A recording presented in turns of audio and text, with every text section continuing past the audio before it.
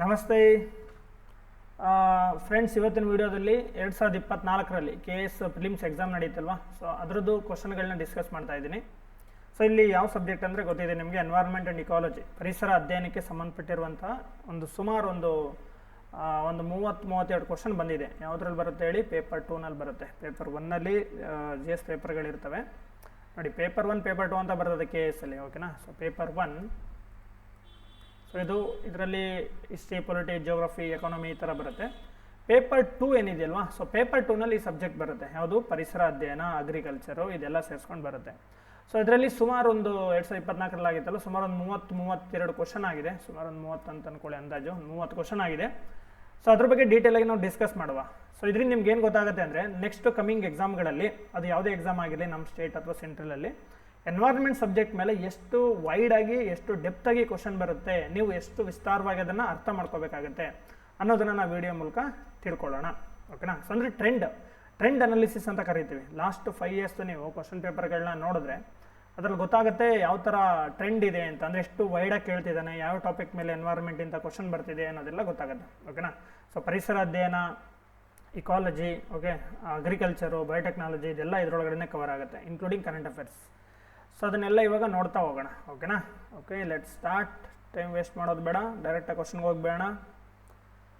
Okay, first question ಓದಿ. 5ನೇದು Kannada English ಎರಡಲ್ಲಿ ತೊಗೊಂಡಿದ್ದೀನಿ. English medium ಅವರು ಕೂಡ ಕಾಲ್ ಮಾಡಿ ಕೇಳ್ತಾ ಇದ್ರು ಇಂಗ್ಲೀಷಲ್ಲಿ ಹಾಕೊಳ್ಳಿ ಸರ್ ಅಂತ. ಸೊ ಆದಷ್ಟು ಇಂಗ್ಲೀಷಲ್ಲಿ ಹಾಕೋದಕ್ಕೆ ಟ್ರೈ ಮಾಡಿದ್ದೀನಿ, ಓಕೆನಾ. ಫಸ್ಟ್ ಕ್ವಶನ್ ನೋಡಿಲಿ. ಈ ಕೆಳಗಿನವುಗಳಲ್ಲಿ ಯಾವುದನ್ನು ಕರ್ನಾಟಕದಲ್ಲಿ ಮತ್ಸ್ಯ ತಾಣವಾಗಿ ಘೋಷಿಸಲಾಗಿದೆ ಅಂತ ಕೇಳಿದ್ದಾರೆ. ಅಂದರೆ fish sanctuary, which of the following are declared as fish sanctuaries in Karnataka. Fish sanctuary ಬಗ್ಗೆ ಕೇಳಿದ್ದಾರೆ, ಓಕೆ, ಮತ್ಸ್ಯ ತಾಣಗಳ ಬಗ್ಗೆ. ಸೊ ಅದನ್ನು ನೋಡುವ ಇವಾಗ. ನೀವು ಆನ್ಸರ್ ಹುಡುಕೋತಾ ಇರಬೇಕು ಇವಾಗ ಜೊತೆಗೆ, ಓಕೆ. ಸೊ ಅದರಲ್ಲಿ ಈ ಪೆನ್ ತಗೊಳ್ಳೋಣ, ಓಕೆ. ಸೊ 5ನೇ ಕ್ವಶನ್ ಇದು ನೋಡಿ. ಫಿಶ್ ಸ್ಯಾಂಕ್ಚುರಿ ಯಾವ್ದು ಡಿಕ್ಲೇರ್ ಆಗಿದೆ, ಅಫಿಷಿಯಲ್ ಆಗಿ ಡಿಕ್ಲೇರ್ ಆಗಿರೋದು ಯಾವುದು ಅಂತ ನಾವು ನೋಡ್ತಾ ಹೋದರೆ, ಸೊ ಇದರಲ್ಲಿ ಮೊದಲನೇ ನೋಡಿ, ಇದಕ್ಕೆ ನಿಮಗೆ ಆನ್ಸರ್ ಕೊಡ್ತೀನಿ ಇಲ್ಲಿ ನೋಡಿ. ಇಲ್ಲಿ ಕರ್ನಾಟಕದ ಮೀನು ಅಭಯಾರಣ್ಯಗಳು ಅಧಿಕೃತ ಪಟ್ಟಿ ಆಧಾರದ ಮೇಲೆ ಜೋಡಿಗಳನ್ನು ವಿವರಣೆ ಇಲ್ಲಿದೆ ನೋಡಿ. ಇಲ್ಲಿ ಆನ್ಸರ್ ಫಸ್ಟ್ ಒನ್ ಎ ಏನು, ಮತ್ತೂರು, ಹೊಸಹಳ್ಳಿ, ಶಿವಮೊಗ್ಗ, ತುಂಗಾ ನದಿ ಅಂತ ಕೊಟ್ಟಿದ್ದಾರಲ್ವಾ. ಸೊ ಇಲ್ಲಿ ನೋಡಿ, ಸೊ ಮತ್ತೂರು ಮೊದಲನೇದು, ಮತ್ತೂರು ಹೊಸಹಳ್ಳಿ ಅನ್ನೋದೊಂದು ಫಿಶ್ ಸ್ಯಾಂಕ್ಚುರಿ. ಅದು ಎಲ್ಲಿದೆ, ಶಿವಮೊಗ್ಗದಲ್ಲಿ ಇದೆ, ತುಂಗಾ ನದಿ ಮೇಲಿದೆ. ತುಂಗಾ ನದಿಲಿರುವಂಥ ಫಿಶ್ಗಳೇನಿದೆ ಶಿವಮೊಗ್ಗ ಭಾಗದಲ್ಲಿ, ಹೊಸಹಳ್ಳಿ ಪರ್ಟಿಕ್ಯುಲರ್ ಆಗಿ ಅಲ್ಲಿ ಇರುವಂಥ ಒಂದು ಮೀನುಗಳಿರೋ ಜಾಗವನ್ನು ಮತ್ಸ್ಯ ತಾಣ ಅಂತ, ಫಿಶ್ ಸ್ಯಾಂಕ್ಚುರಿ ಅಂತ ಡಿಕ್ಲೇರ್ ಮಾಡಿದ್ದಾರೆ ಅಂತ ಕೊಟ್ಟಿದ್ದಾರೆ ಇಲ್ಲಿ, ಓಕೆನಾ. ಸೊ ಹಂಗೆ ಇಲ್ಲಿ ಏನು ಕೊಟ್ಟಿದ್ದಾರೆ, ಆ ಫಿಶ್ ಸ್ಯಾಂಕ್ಚುರಿ ಹೆಸರು ಎಕ್ಸಾಂಪಲ್ ಅಂದರೆ ಸೀತಾ ನದಿ, ಕಾರ್ಕಳ ಭಾಗದಲ್ಲಿ. ಯಾವ ನದಿ ಮೇಲೆ ಡಿಕ್ಲೇರ್ ಮಾಡಿರೋದು, ಸೀತಾ ನದಿ ಈ ಥರ. ಶಿಶಿಲ, ಬೆಳ್ತಂಗಡಿ. ಯಾವ ನದಿ, ಕುಮಾರಧಾರ. ಸೊ ಭಗವತಿ, ಚಾಯಕೊಳ್ಳ ಮತ್ತು ಸುರಪುರ ತಾಲೂಕು, ಕೃಷ್ಣಾ ನದಿ ಈ ಥರ ಕೊಟ್ಟಿದ್ದಾರೆ. ನಿಮ್ಗೆ ಎಷ್ಟು ಜೋಡಿ ಮ್ಯಾಚ್ ಆಗಿದೆ ಅಂತ ಕೇಳಿರೋದು ಇಲ್ಲಿ ಕ್ವಶನ್ ನೋಡಿ. ಕ್ವಶನ್ ಇಲ್ಲಿದೆ, ಮೇಲಿರೋದು ಜಸ್ಟ್ ಸ್ಟೇಟ್ ಮಾಡಿದ್ದು ಕ್ವಶನು. ಎಷ್ಟು ಜೋಡಿಗಳು ಸರಿಯಾಗಿ ಹೊಂದಿಕೊಳ್ಳುತ್ತವೆ ಅಂತ ಕ್ವಶನ್ ಆಗಿರೋದು. ಸೊ ನೋಡಿ ಇಲ್ಲಿ ಆನ್ಸರ್ನ ಡೈರೆಕ್ಟಾಗಿ ಇಲ್ಲಿ ನೋಡ್ಕೊಳ್ಳೋಣ. ಸೊ ಮತ್ತೂರು, ಹೊಸಹಳ್ಳಿ, ಶಿವಮೊಗ್ಗ ಇದಿಲ್ವಾ, ಇದು ತುಂಗಾ ನದಿ ಮೇಲೆ ಇರೋದು ಕರೆಕ್ಟ್. ಇದು ಸರಿಯಾದ ಸ್ಟೇಟ್ಮೆಂಟು. ಫಸ್ಟ್ ಸ್ಟೇಟ್ಮೆಂಟು ಕರೆಕ್ಟ್ ಆಗಿದೆ. ಇದು ತುಂಗಾ ನದಿಯಲ್ಲಿರುವ ಮಾನ್ಯತೆ ಪಡೆದ, ಅಂದರೆ ಅಫಿಷಿಯಲ್ ಆಗಿ ಡಿಕ್ಲೇರ್ ಆಗಿರುವಂಥ ಫಿಶ್ ಸ್ಯಾಂಕ್ಚುರಿ ಆಗಿದೆ, ಓಕೆನಾ. ಸೊ ಫಸ್ಟ್ ಸ್ಟೇಟ್ಮೆಂಟು ನಮಗಿಲ್ಲಿ ಸರಿಯಾಗಿದೆ. ಸೆಕೆಂಡ್ ಸ್ಟೇಟ್ಮೆಂಟ್ ಸೀತಾ ನದಿ, ಕಾರ್ಕಳ, ಸೀತಾ ನದಿ ಮೇಲಿದೆ ಅಂತ. ಸೊ ಇದು ಕರೆಕ್ಟ್ ಸ್ಟೇಟ್ಮೆಂಟ್ ಕೂಡ ಇದನ್ನು.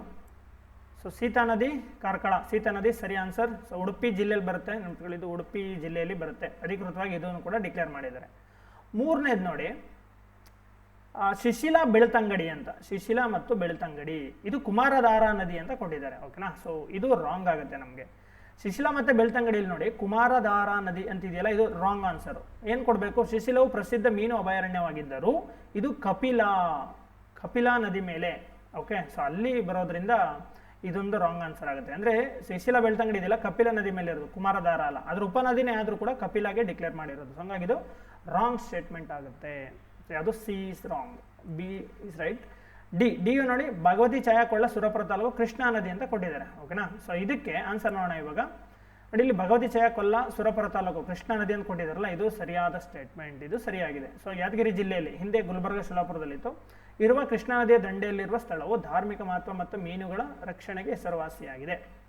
ಸೊ ಇಲ್ಲಿ ಆನ್ಸರ್ ಯಾವುದಾಗುತ್ತೆ, ನಮಗಿದು ರೈಟ್ ಆಗಿರೋದ್ರಿಂದ ನೋಡಿ, ಇಲ್ಲಿ ಒಂದೇ ಒಂದು ರಾಂಗ್ ಆಗಿದೆ ಅಷ್ಟೇ, ಮಿಕ್ಕಿದ್ದು 3 ರೈಟ್ ಇದೆ ಅಲ್ವಾ.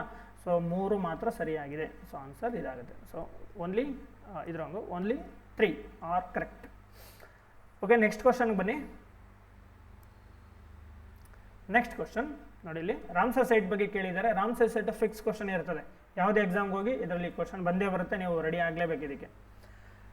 ಓಕೆ, ಕ್ವಶನ್ ಅದೇ, ರಾಮ್ಸರ್ ತಾಣ ಮತ್ತು ರಾಜ್ಯಗಳನ್ನು ಹೊಂದಿಸಿ ಬರೆಯಿರಿ. ರಾಮ್ಸರ್ ಸೈಟ್ ಒಂದು ಕಡೆ, ರಾಮ್ಸರ್ ತಾಣಗಳೊಂದು ಸ್ಟೇಟ್ಗಳೊಂದು ಕಡೆ, ರಾಮ್ಸರ್ ತಾಣಗಳೊಂದು ಕಡೆ, ಸ್ಟೇಟು ಮ್ಯಾಚ್ ಮಾಡೋದಕ್ಕೆ ಕೇಳಿದ್ದಾರೆ. ಓಕೆ, ಯಾವುದಕ್ಕೆ ಯಾವ್ದು ಮ್ಯಾಚ್ ಆಗುತ್ತೆ ಅಂತ ನೋಡಿ. ಆ್ಯಕ್ಚುಲಿ ಈ ಕ್ವಶನ್ UPSCಲಿ ಸೇಮ್ ಕೇಳಿದ್ದಾನೆ, IAS ಎಕ್ಸಾಮಲ್ಲಿ ಸೇಮ್ ಕ್ವಶನ್ ಕೇಳಿದ್ದ, ಅದೇ ಕ್ವಶನ್ ಇಲ್ಲಿ ಕಾಪಿ ಮಾಡಿದ್ದಾನೆ ಅಷ್ಟೇ. ಓಕೆ, ಸೊ ಅದಕ್ಕೆ ಬೇರೆ ಬೇರೆ ಎಕ್ಸಾಮ್ ಕ್ವಶನ್ ಪೇಪರ್ ನೀವು ಬಿಡಿಸ್ತಾ ಇರಬೇಕು ಫ್ರೆಂಡ್ಸ್. ನಮ್ಮ ಸ್ಟೇಟಲ್ಲಿ ನಡೆಯೋ ಪ್ರತಿಯೊಂದು ಎಕ್ಸಾಮ್ನು ನೀವು ಬಿಡಿಸ್ಬೇಕು. ಯಾಕೆಂದರೆ ಹೊಸ ಕ್ವಶನ್ ಕೇಳೋಕ್ಕೆ ಏನೂ ಇರೋದಿಲ್ಲ ಕರೆಂಟ್ ಅಫೇರ್ಸ್ ಬಿಟ್ಟರೆ. ಬೇರೆ ಬೇರೆ ಸ್ಟೇಟಲ್ಲಿ ಈಗ ಎಕ್ಸಾಂಪಲ್ ಕರ್ನಾಟಕದಲ್ಲಿ PSC ಎಕ್ಸಾಮ್ ಆಗ್ತಿದೆ ಅಂದ್ಕೊಳ್ಳಿ, ಅಕ್ಕಪಕ್ಕ ಸ್ಟೇಟಲ್ಲಿ ಯಾವ್ದಾದ್ರು PSC ಎಕ್ಸಾಮ್ ಆಗಿದ್ರೆ ಅಲ್ಲೇ ಅದನ್ನು ಡೀಟೇಲಾಗಿ ನಾವು ಬಿಡಿಸಿದ್ರೆ ಸೇಮ್ ಒಂದು 2-3 ಕ್ವಶನ್ ಬರ್ತವೆ. ಓಕೆ, ಎಕ್ಸಾಂಪಲ್ PDO ಬರೀತಿರ್ತೀರಾ, ಸೊ ಬರುತ್ತೆ. PC ಬರೀತಿರ್ತೀರಾ, ಬೇರೆ ಸ್ಟೇಟಲ್ಲಿ ನಡೆದಿದ್ರೆ ಬರುತ್ತೆ.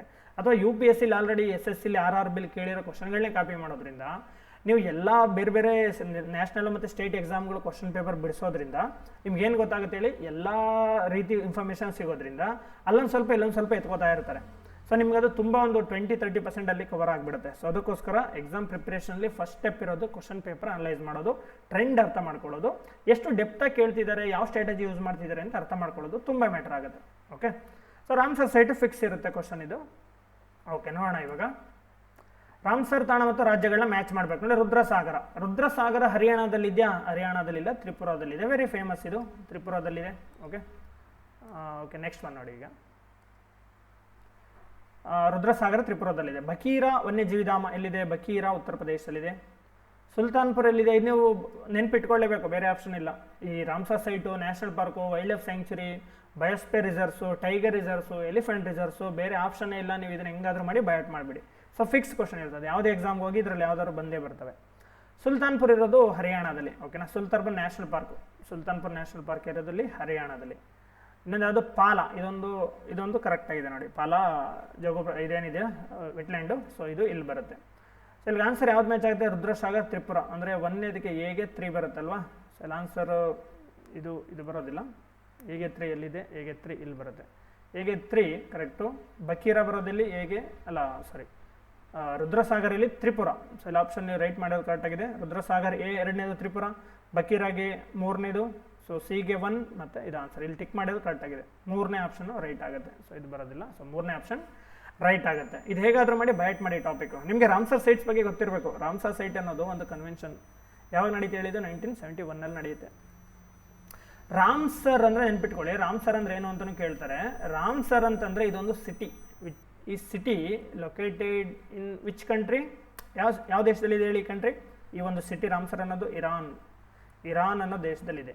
ಇರಾನ್ ದೇಶದ ಯಾವ ಕರಾವಳಿಗೆ ಬರುತ್ತೆ? ಸಮುದ್ರದ ಕರಾವಳಿಗೆ ಬರುತ್ತೆ ಅಂದರೆ ಕ್ಯಾಸ್ಪಿಯನ್ ಅಂತ. ಈಗ ನಮ್ಮಲ್ಲಿ ಮುಂಬೈ ಯಾವ ದೇಶದಲ್ಲಿದೆ? ಇಂಡಿಯಾದಲ್ಲಿದೆ. ಮುಂಬೈ ಯಾವ ಸಮುದ್ರದ ಕರಾವಳಿಯಲ್ಲಿದೆ? ಅರಬ್ಬಿ ಸಮುದ್ರದ ಕರಾವಳಿಯಲ್ಲಿದೆ. ಅದೇ ಥರ ರಾಮ್ಸರ್ ಅನ್ನೋ ಸಿಟಿ ಇರಾನಲ್ಲಿದ್ದು ಕ್ಯಾಸ್ಪಿಯನ್ ಸಮುದ್ರದ ಕರಾವಳಿಗೆ ಬರುತ್ತೆ. ಓಕೆನಾ. ಸೊ ಇದೊಂದು ಕನ್ವೆನ್ಷನ್, ರಾಮ್ಸರ್ ಕನ್ವೆನ್ಷನ್ ಅಂತ ಕರೀತಾರೆ ಇದನ್ನು. ಇಲ್ಲಿ ವೆಟ್ಲ್ಯಾಂಡ್, ಇಂಟರ್ನ್ಯಾಷನಲಿ ವೆಟ್ಲ್ಯಾಂಡ್ಗಳನ್ನ ಪ್ರೊಟೆಕ್ಟ್ ಮಾಡೋದಕ್ಕೆ ಅಂತ ಈ ಕನ್ವೆನ್ಷನ್ ಆಗಿದೆ. ಇಲ್ಲಿ ಆ್ಯಕ್ಚುಲಿ 2 ಲಿಸ್ಟ್ಗಳು ಇಂಟ್ರೊಡ್ಯೂಸ್ ಮಾಡಿದ್ದಾರೆ. 2 ಲಿಸ್ಟ್ ಯಾವುದಂದ್ರೆ ಒಂದು ಪಟ್ಟಿ ನೋಡಿ, ರಾಮ್ಸರ್ ಪಟ್ಟಿ ಅಂತ, ರಾಮ್ಸರ್ ಲಿಸ್ಟ್ ಅಂತ ಒಂದು. ಇನ್ನೊಂದು ಮಾಂಟ್ರಿಯಾಕ್ಸ್ ರೆಕಾರ್ಡ್ ಅಂತ ಒಂದು ಕರೀತಾರೆ. ರಾಮ್ಸರ್ ಪಟ್ಟಿಗಳು ಇದರಲ್ಲಿ ಏನಿರ್ತವೆ ಅಂತಂದರೆ ಅಂತಾರಾಷ್ಟ್ರೀಯವಾಗಿ ಗುರುತಿಸಲ್ಪಟ್ಟಿರುವಂತಹ ವೆಟ್ಲ್ಯಾಂಡ್ಗಳು ಇಲ್ಲಿ ಕಂಡು ಬರ್ತವೆ. ಓಕೆನಾ, ರಾಮ್ಸರ್ ಲಿಸ್ಟಲ್ಲಿ.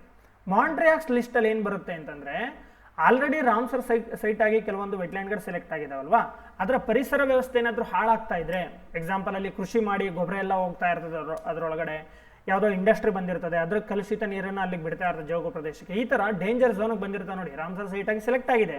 ಬಟ್ ಆನಂತರದಲ್ಲಿ ಅದರ ಪರಿಸರ ವ್ಯವಸ್ಥೆ ಹಾಳಾಗ್ತಿದೆ ಅಂತ ಅನ್ಸಿದ್ರೆ ಅಂಥ ರಾಮ್ಸರ್ ಸೈಟ್ಗಳನ್ನ ತಗೊಬಂದು ಎಲ್ಲಿ ಲಿಸ್ಟ್ ಮಾಡ್ತಾರೆ? ಇಲ್ಲಿಡ್ತಾರೆ, ಮಾಂಟ್ರಿಯಾಕ್ಸ್ ರೆಕಾರ್ಡಲ್ಲಿ ಇಡ್ತಾರೆ.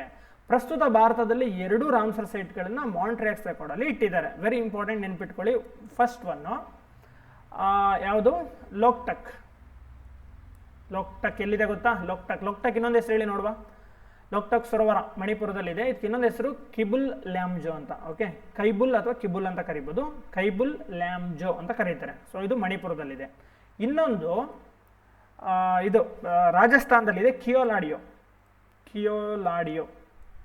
ಇದೊಂದು ನ್ಯಾಷನಲ್ ಪಾರ್ಕ್ ಹೌದು, ವೆಟ್ಲ್ಯಾಂಡ್ ಹೌದಲ್ವಾ. ಕಿಯೋಲಾಡಿಯೋ ನ್ಯಾಷನಲ್ ಪಾರ್ಕ್ ಅಂತ ಕರೀತಾರೆ ಇದನ್ನ. ಕಿಯೋಲಾಡಿಯೋ ಘಾನಾ ನ್ಯಾಷನಲ್ ಪಾರ್ಕ್ ಅಂತಾನು ಕರೀತಾರೆ.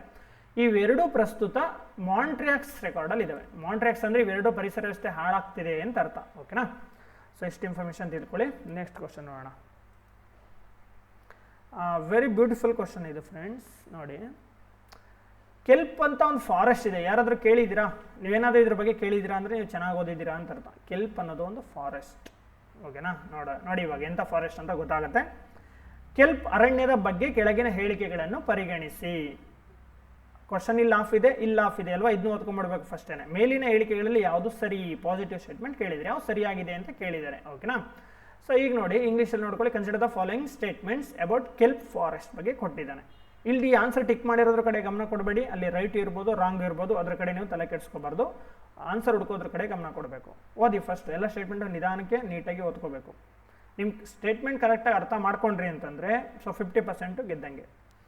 ಇವು ಪರ್ವತ ಕಾಡುಗಳಾಗಿದ್ದು, ಅಂದರೆ ಕೆಲ್ಪ್ ಫಾರೆಸ್ಟ್ ಅಲ್ವಾ, ಇವು ಪರ್ವತ ಅಂದರೆ ಮೌಂಟೇನ್ ಫಾರೆಸ್ಟ್ ಅಂತ ಕೇಳ್ತಾ ಇದ್ದಾನೆ. ಇವು ಪರ್ವತ ಕಾಡುಗಳಾಗಿದ್ದು ಶೀತ ಉಷ್ಣದಲ್ಲಿ ಹೆಚ್ಚಾಗಿ ಬೆಳೆಯುತ್ತವೆ. ಶೀತ ಉಷ್ಣ ಅಂದರೆ ಕನ್ನಡದಲ್ಲಿ ಸರಿ ಕೊಟ್ಟಿಲ್ಲ, ಕೋಲ್ಡ್ ಟೆಂಪ್ರೇಚರ್ಸ್ ಅಂದರೆ ಉಷ್ಣ ಏನು ಶೀತ ಪ್ರದೇಶದಲ್ಲಿ ಶೀತ ವಾಯುಗುಣ ಅಂತ ಕೊಡಬೇಕಾಯ್ತು.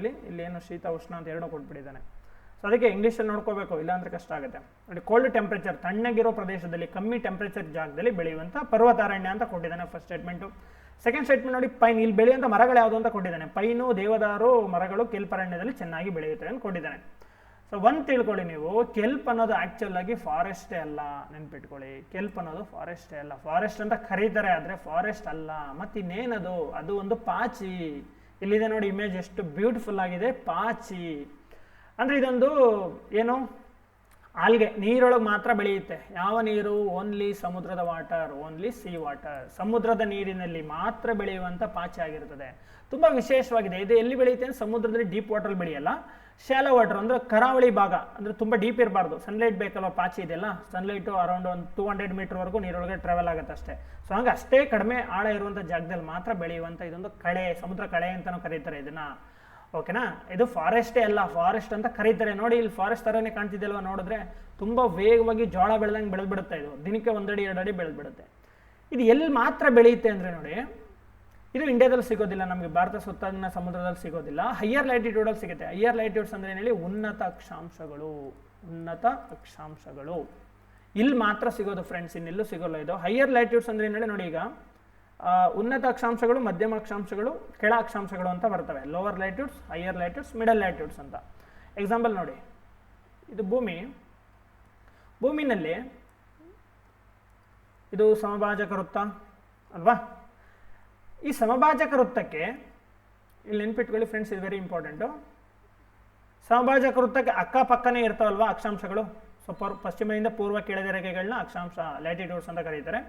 ನಾರ್ತಿಂದ ಸೌತ್ಗಿದ್ರೆ ಅದನ್ನು ರೇಖಾಂಶ ಅಂತ ಕರೀತಾರೆ. ನೋಡಿ, ಇಲ್ಲಿ ಸಮಭಾಜಕ ವೃತ್ತಕ್ಕೆ ಅಕ್ಕಪಕ್ಕದಲ್ಲಿರುವಂಥ ಅಕ್ಷಾಂಶಗಳನ್ನು ಲೋವರ್ ಲೈಟಿಟ್ಯೂಡ್ಸ್ ಅಂತ ಕರೀತಾರೆ, ಕೆಳ ಅಕ್ಷಾಂಶಗಳು ಅಂತ. ಓಕೆ, ಅದು ನಾರ್ತ್ ಹೆಮಿಸ್ಫಿಯರ್ಲಿರಲಿ, ಸೌತರ್ನ್ ಹೆಮಿಸ್ಫಿಯರಲ್ಲಿರಲಿ, ಓಕೆನಾ? ಕೆಳ ಅಕ್ಷಾಂಶಗಳು. ಧ್ರುವಕ್ಕೆ ಹತ್ತಿರದಲ್ಲಿರುವಂಥ ಅಕ್ಷಾಂಶಗಳನ್ನು ಹೈಯರ್ ಲ್ಯಾಟಿಟ್ಯೂಡ್ಸ್ ಅಂತ ಕರೀತಾರೆ, ಉನ್ನತ ಅಕ್ಷಾಂಶಗಳು ಅಂತ ಕರೀತಾರೆ. ಮಧ್ಯದಲ್ಲಿ ಬರ್ತಾವೆ ನೋಡಿ, ಈ ಮಧ್ಯದಲ್ಲಿರೋ ಅಕ್ಷಾಂಶಗಳನ್ನು ಎರಡು ಕಡೆ ತಗೋಬೇಕು. ಮಧ್ಯದಲ್ಲಿರೋ ಅಕ್ಷಾಂಶಗಳನ್ನ ಮಿಡಲ್ ಲ್ಯಾಟಿಟ್ಯೂಡ್ಸ್, ಮಧ್ಯಮ ಅಕ್ಷಾಂಶಗಳು ಅಂತ ಕರೀತಾರೆ. ಓಕೆ, ಸೊ ಈಕ್ವೇಟರ್ಗೆ ಹತ್ತಿರದಲ್ಲಿದ್ದರೆ ಕೆಳ ಅಕ್ಷಾಂಶಗಳು ಲೋವರ್ ಲೈಟಿಟ್ಯೂಡ್ಸ್, ಮಧ್ಯದಲ್ಲಿದ್ದರೆ ಮಧ್ಯಮ ಅಕ್ಷಾಂಶಗಳು. ಧ್ರುವಗಳ ಬಳಿ ಇದ್ರೆ, ನಾರ್ತ್ ಸೌತ್ ಎರಡು ಕಡೆ ಧ್ರುವಗಳ ಬಳಿ ಇದ್ರೆ ಹೈಯರ್ ಲ್ಯಾಟಿಟ್ಯೂಡ್ಸ್ ಅಂತ ಕರೀತಾರೆ. ಇವು ಎಲ್ಲಿ ಬೆಳೀತವೆ ಅಂದರೆ, ಇದು ನೋಡಿ ಕೋಲ್ಡ್ ವಾಟ್ರಲ್ಲಿ ಮಾತ್ರ ಬೆಳೆಯೋದು. ಇದು ಬಿಸಿ ನೀರೇ ಬೆಳೆಯಲ್ಲ, ಅಥವಾ ವಾರ್ಮ್ ವಾಟ್ರಲ್ಲಿ ಬೆಳೆಯೋದಿಲ್ಲ. ಅದಕ್ಕೋಸ್ಕರ ತಣ್ಣಗಿರ್ಬೇಕು ನೀರು ಇದು ಚೆನ್ನಾಗಿ ಬೆಳಿಬೇಕಂದ್ರೆ. ಬಟ್ ಉಷ್ಣವಲಯದಲ್ಲಿ ಏನಾಗ್ಬಿಡ್ತದೆ ನೋಡಿ, ಉಷ್ಣವಲಯ ಅಂತ ತಗೊಂಡ್ಬಿಟ್ರೆ ಉಷ್ಣವಲಯದ ಉಷ್ಣಾಂಶ ಜಾಸ್ತಿ ಇರ್ತದೆ ಟ್ರಾಪಿಕಲ್ ಝೋನಲ್ಲಿ, ಅದಕ್ಕೋಸ್ಕರ ಇಲ್ಲಿ ಬೆಳೆಯೋದಿಲ್ಲ ಅವು. ಸೊ ಮಧ್ಯಮ ಅಕ್ಷಾಂಶದಿಂದ ಉನ್ನತ ಅಕ್ಷಾಂಶಗಳ ಕಡೆಗೆ ಬೆಳೆಯೋದು, ಈ ಭಾಗದಲ್ಲಿ ಬೆಳೀತಾವೆ, ಇವು ಚೆನ್ನಾಗಿ ಬೆಳೀತವೆ. ಸೊ ಹಾಗೆ ಇಂಡಿಯಾ ಉಷ್ಣವಲಯದಲ್ಲಿ ಬರೋದ್ರಿಂದ ಇದು ಇಂಡಿಯಾದಲ್ಲಿ ಸಿಗಲ್ಲ. ಸೊ ಕೆಲ್ಪ್ ಅನ್ನೋದೇನು ಇಲ್ಲಿ ಫಾರೆಸ್ಟ್ ಅಂತ ಕೊಟ್ಟಿದ್ದಾರಲ್ಲ, ಫಾರೆಸ್ಟೇ ಅಲ್ಲ ಫಸ್ಟ್ ಆಫ್ ಆಲ್. ಸೊ ಇದು ರಾಂಗು. ನೋಡಿ, ಇಲ್ಲಿ ಇದು ಯಾವುದ್ರ ಬಗ್ಗೆ ಎಕ್ಸ್ಪ್ಲೇನ್ ಮಾಡಿದ್ದಾರೆ ಗೊತ್ತಾ ಇಲ್ಲಿ? ಸೊ ಶೀತ ಉಷ್ಣ ಉತ್ತಮದಲ್ಲಿ ಬೆಳೆಯುತ್ತದೆ, ಇಲ್ಲಿ ಪೈನು, ದೇವದಾರು ಮರಗಳು ಬೆಳೀತವೆ ಅಂದರೆ ಇದು ಯಾವ ಫಾರೆಸ್ಟ್ ಹೇಳಿ ನೋಡುವ, ಗೆಸ್ ಮಾಡಿ. ಆ್ಯಕ್ಚುಲಿ ಇಲ್ಲಿ ಕೊಟ್ಟಿರೋ ಫಾರೆಸ್ಟ್ ಯಾವುದು ಅಂದರೆ ಕೋನಿಫೆರಸ್ ಬಗ್ಗೆ ಕೊಟ್ಟಿದ್ದಾನೆ. ಕೋನಿಫೆರಸ್, ಎಲೆ ಮೊನೆಚಾದ ಅರಣ್ಯ ಅಂತ ಕರೀತಾರಲ್ವ ಕನ್ನಡದಲ್ಲಿ. ಸೊ ಕೋನಿಫೆರಸ್ ಫಾರೆಸ್ಟ್ ಬಗ್ಗೆ ಕೊಟ್ಟಿದ್ದಾನೆ. ಆ ಮರಗಳು ಹೆಂಗೆ ಬೆಳೀತವೆ, ಇಲ್ಲಿ ಬೆಟ್ಟ ಇದೆ ಅಂತಂದರೆ ಇಲ್ಲಿ ಬೆಟ್ಟದ ಇಳಿಜಾರಲ್ಲಿ ಸೊ ಈ ಥರ ಕೋನ್ ಶೇಪಲ್ಲಿ ಬೆಳೀತವೆ, ಕೋನ್ ಶೇಪ್, ಅದಕ್ಕೆ ಕೋನಿಫೆರಸ್ ಅಂತ ಕರೆಯೋದು. ಅಲ್ಲಿ ಪೈನ್, ಸ್ಪ್ರೂಸ್, ಸಿಲ್ವರ್ ಫರ್, ಜೂನಿಪರ್ಸ್, ದಿಯೋದರ್ ಈ ಥರ ಮರಗಳೆಲ್ಲ ಬೆಳೀತವೆ. ಇಲ್ಲಿ ಎಕ್ಸ್ಪ್ಲೇನ್ ಮಾಡಿರೋದು ಕೋನಿಫೆರಸ್ ಫಾರೆಸ್ಟ್ ಬಗ್ಗೆ, ಬಟ್ ಇಲ್ಲಿ ಕ್ವಶನ್ ಇರೋದು ಯಾವುದ್ರ ಬಗ್ಗೆ, ಕೆಲ್ಪ್ ಫಾರೆಸ್ಟ್ ಬಗ್ಗೆ. ಹಂಗಾಗಿ ಮೇಲಿನ ಯಾವುದೂ ಅಲ್ಲ. So none of the above ಇದೇ ಆನ್ಸರ್ ಇದಕ್ಕೆ. ಓಕೆ, ಸೊ ನೆಕ್ಸ್ಟ್ ಕ್ವಶನ್ ಬನ್ನಿ. ನೋಡಿ ಫ್ರೆಂಡ್ಸ್, ಇಲ್ಲಿ ಎಕ್ಸ್ಟ್ರಾ ಮಾತಾಡೋಕ್ಕೆ ಏನು ಟೈಮ್ ಇರಲ್ಲ, ಯಾಕೆಂದರೆ ತುಂಬ ಎಕ್ಸ್ಪ್ಲೇನ್ ಮಾಡೋದಿರೋದ್ರಿಂದ ಬರೀ ಎಕ್ಸಾಮ್ ಮತ್ತು ಕ್ವಶನ್ ಸಂಬಂಧಪಟ್ಟಂಗೆ ಅಷ್ಟೇ ಮಾತಾಡ್ತಾ ಇರ್ತೀನಿ. ಓಕೆನಾ? ಸೊ ಸೊ ನೀವು ಕಂಪ್ಲೀಟಾಗಿ ನಿಮ್ಮ ಗಮನ ಈ ಕಡೆ ಇರಬೇಕು.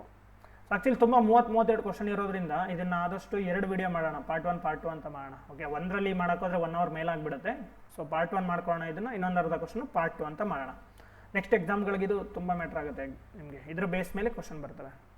ನೆಕ್ಸ್ಟ್ ಕ್ವಶನ್ ನೋಡಿ, ಬ್ಲೂ ಫ್ಲಾಗ್ ಬಗ್ಗೆ ಕಟ್ಟಿದ್ದಾನೆ, ವೆರಿ ಇಂಪಾರ್ಟೆಂಟ್ ಟಾಪಿಕ್ ಇದು, ಬ್ಲೂ ಫ್ಲಾಗ್ ಪ್ರೋಗ್ರಾಮ್. ನೋಡಿ, ಇದಕ್ಕೆ ಕೆಳಗಿನ ಹೇಳಿಕೆಗಳನ್ನು ಪರಿಶೀಲಿಸಿ. Consider the following statements about blue flag programme ಅಂತ, ನೀಲಿ ಧ್ವಜ ಕಾರ್ಯಕ್ರಮ ಇದೆಯಲ್ಲ, ಅದಕ್ಕೆ ಸಂಬಂಧಪಟ್ಟಂತೆ ಈ ಕೆಳಗಿನ ಹೇಳಿಕೆಗಳನ್ನು ಪರಿಗಣಿಸಿ. ಇಲ್ಲಿ ನೋಡಿ, ಕ್ವಶನ್ ಪೂರ್ತಿ ಓದ್ಕೊಳ್ಳಿ. ಮೇಲಿನ ಯಾವ ಹೇಳಿಕೆ ಸರಿಯಾಗಿದೆ? ಪಾಸಿಟಿವ್ ಸ್ಟೇಟ್ಮೆಂಟ್ ಕೇಳಿದ್ದಾರೆ ಅಷ್ಟೇ. ಓಕೆ, ಓದಿ. ಈಗ ಫಸ್ಟ್ ಒನ್ ಓದ್ಬೇಕು ನೀವು. ಬ್ಲೂ ಫ್ಲಾಗ್ ಪ್ರೋಗ್ರಾಮ್ ಇದು ಫೌಂಡೇಶನ್ ಫಾರ್ ಎನ್ವೈರ್ಮೆಂಟಲ್ ಎಜುಕೇಷನ್, ಫಿ ಅಂತ ಕರೀತಾರೆ, ನೆನ್ಬಿಟ್ಕೊಳ್ಳಿ. ಫಿ, ಫೌಂಡೇಶನ್ ಫಾರ್ ಎನ್ವೈರ್ಮೆಂಟಲ್ ಎಜುಕೇಷನ್ ನಿಂದ ನಡೆಯುತ್ತದೆ. ಇದು ಅರ್ಧ ಸ್ಟೇಟ್ಮೆಂಟ್ ಏನಿದೆ ಇದು ರೈಟ್ ಇದೆ. ಬ್ಲೂ ಫ್ಲಾಗ್ ಪ್ರೋಗ್ರಾಮ್ನ ಇಂಟ್ರೊಡ್ಯೂಸ್ ಮಾಡೋದು, ಡಿಕ್ಲೇರ್ ಮಾಡೋದಿಲ್ಲ ಇವರೇ. ಫಿ ಅಂತ ಒಂದು ಸಂಘಟನೆ ಇದೆ, ಆ್ಯಕ್ಚುಲಿ ಒಂದು NGO ಇದು. ಓಕೆನಾ, ಮುಂದಕ್ಕೆ ಓದಿ ಹಂಗೇನೆ. ಇದರ ಕೇಂದ್ರ ಸ್ಥಾನ ಅಂದರೆ ಹೆಡ್ ಕ್ವಾರ್ಟರ್ ಕೇಳಿದರೆ ಕೇಂದ್ರ ಕಚೇರಿಯಲ್ಲಿದೆ, ಕೀನ್ಯಾದ ನೈರೋಬಿ ಅಂತ ಕೊಟ್ಟಿದ್ದಾರೆ. ನೋಡಿ, ಇಲ್ಲಿ ಫಸ್ಟ್ ಸ್ಟೇಟ್ಮೆಂಟಲ್ಲಿ ಆಫ್ ಸ್ಟೇಟ್ಮೆಂಟ್ ಸರಿ ಇದೆ, ಇದೇ ಇವರೇ ಡಿಕ್ಲೇರ್ ಮಾಡೋದು ಬ್ಲೂ ಫ್ಲಾಗ್ನ. ಬಟ್ ಸೆಕೆಂಡ್ ಹಾಫ್ ಇದೆಯಲ್ಲ, ಇದು ರಾಂಗ್ ಇದೆ, ಇದು ಇಲ್ಲಿಲ್ಲ. ಡೆನ್ಮಾರ್ಕಲ್ಲಿ ಬರುವಂಥ ಒಂದು ಸಂಸ್ಥೆ ಇದು, ಕೋಪನ್ಹೇಗನ್, ಡೆನ್ಮಾರ್ಕ್. ಸೊ ಡೆನ್ಮಾರ್ಕ್ ದೇಶದಲ್ಲಿರುವಂಥದ್ದು ಇದೊಂದು NGO. ಓಕೆನಾ, ಇಲ್ಲಿ ಫಸ್ಟ್ ಹಾಫ್ ಸರಿ ಇದೆ, ಬಟ್ ಸೆಕೆಂಡ್ ಹಾಫ್ ರಾಂಗ್ ಇದೆ. ಹಂಗಾಗಿ ಸ್ಟೇಟ್ಮೆಂಟ್ ಏನಾಗಬೇಕು ಹೇಳಿ, ಇದು ರೈಟ್ ರಾಂಗ್? ಸೊ ಟೋಟಲ್ ಆಗಿ ರಾಂಗ್ ಸ್ಟೇಟ್ಮೆಂಟ್. ಹಾಫ್ ಸರಿ ಇದ್ರೂ ಅದು ರಾಂಗ್ ಅಂತ ಕನ್ಸಿಡರ್ ಆಗುತ್ತೆ. ಎರಡನೇ ನೋಡಿ, ಎರಡನೇ ಆಪ್ಷನ್, ಕಾಸರ್ಕೋಡ್ ಮತ್ತು ಪಡುಬಿದ್ರಿ ಬೀಚ್ಗಳು ಕರ್ನಾಟಕದ ಬ್ಲೂ ಫ್ಲಾಗ್ ಪ್ರಮಾಣೀಕೃತ ಬೀಚ್ಗಳಾಗಿವೆ. ಇದು ಕರೆಕ್ಟ್ ಸ್ಟೇಟ್ಮೆಂಟ್. ನೀವು ಬ್ಲೂ ಫ್ಲಾಗ್ ಬಗ್ಗೆ ಓದಿದರೆ ಇದು ಕರ್ನಾಟಕದಲ್ಲಿ ಎರಡಿದೆ ಅಂತ ಗೊತ್ತಿರುತ್ತೆ. ಕಾಸರ್ಕೋಡ್ ಎಲ್ಲಿ ಬರುತ್ತೆ, ಪಡುಬಿದ್ರಿ ಎಲ್ಲಿ ಬರುತ್ತೆ ಹೇಳಿ ನೋಡುವ. ಪಡುಬಿದ್ರಿ ಎಲ್ಲಿದೆ? Udupi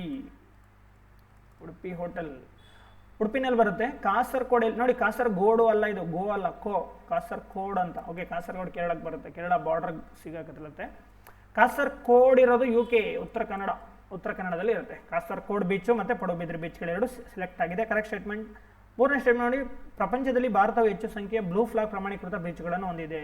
definitely wrong statement. Spain ಬರುತ್ತೆ ಫಸ್ಟ್ ಪ್ಲೇಸ್ಗೆ. ಸೊ ಇಂಡಿಯಾದಲ್ಲಿ ಎಷ್ಟು? 12, 13 ಅಷ್ಟೇ ಅಲ್ವಾ ಬರೋದು. ಸೊ ಆಗಿದೆ ರಾಂಗ್ ಸ್ಟೇಟ್ಮೆಂಟು.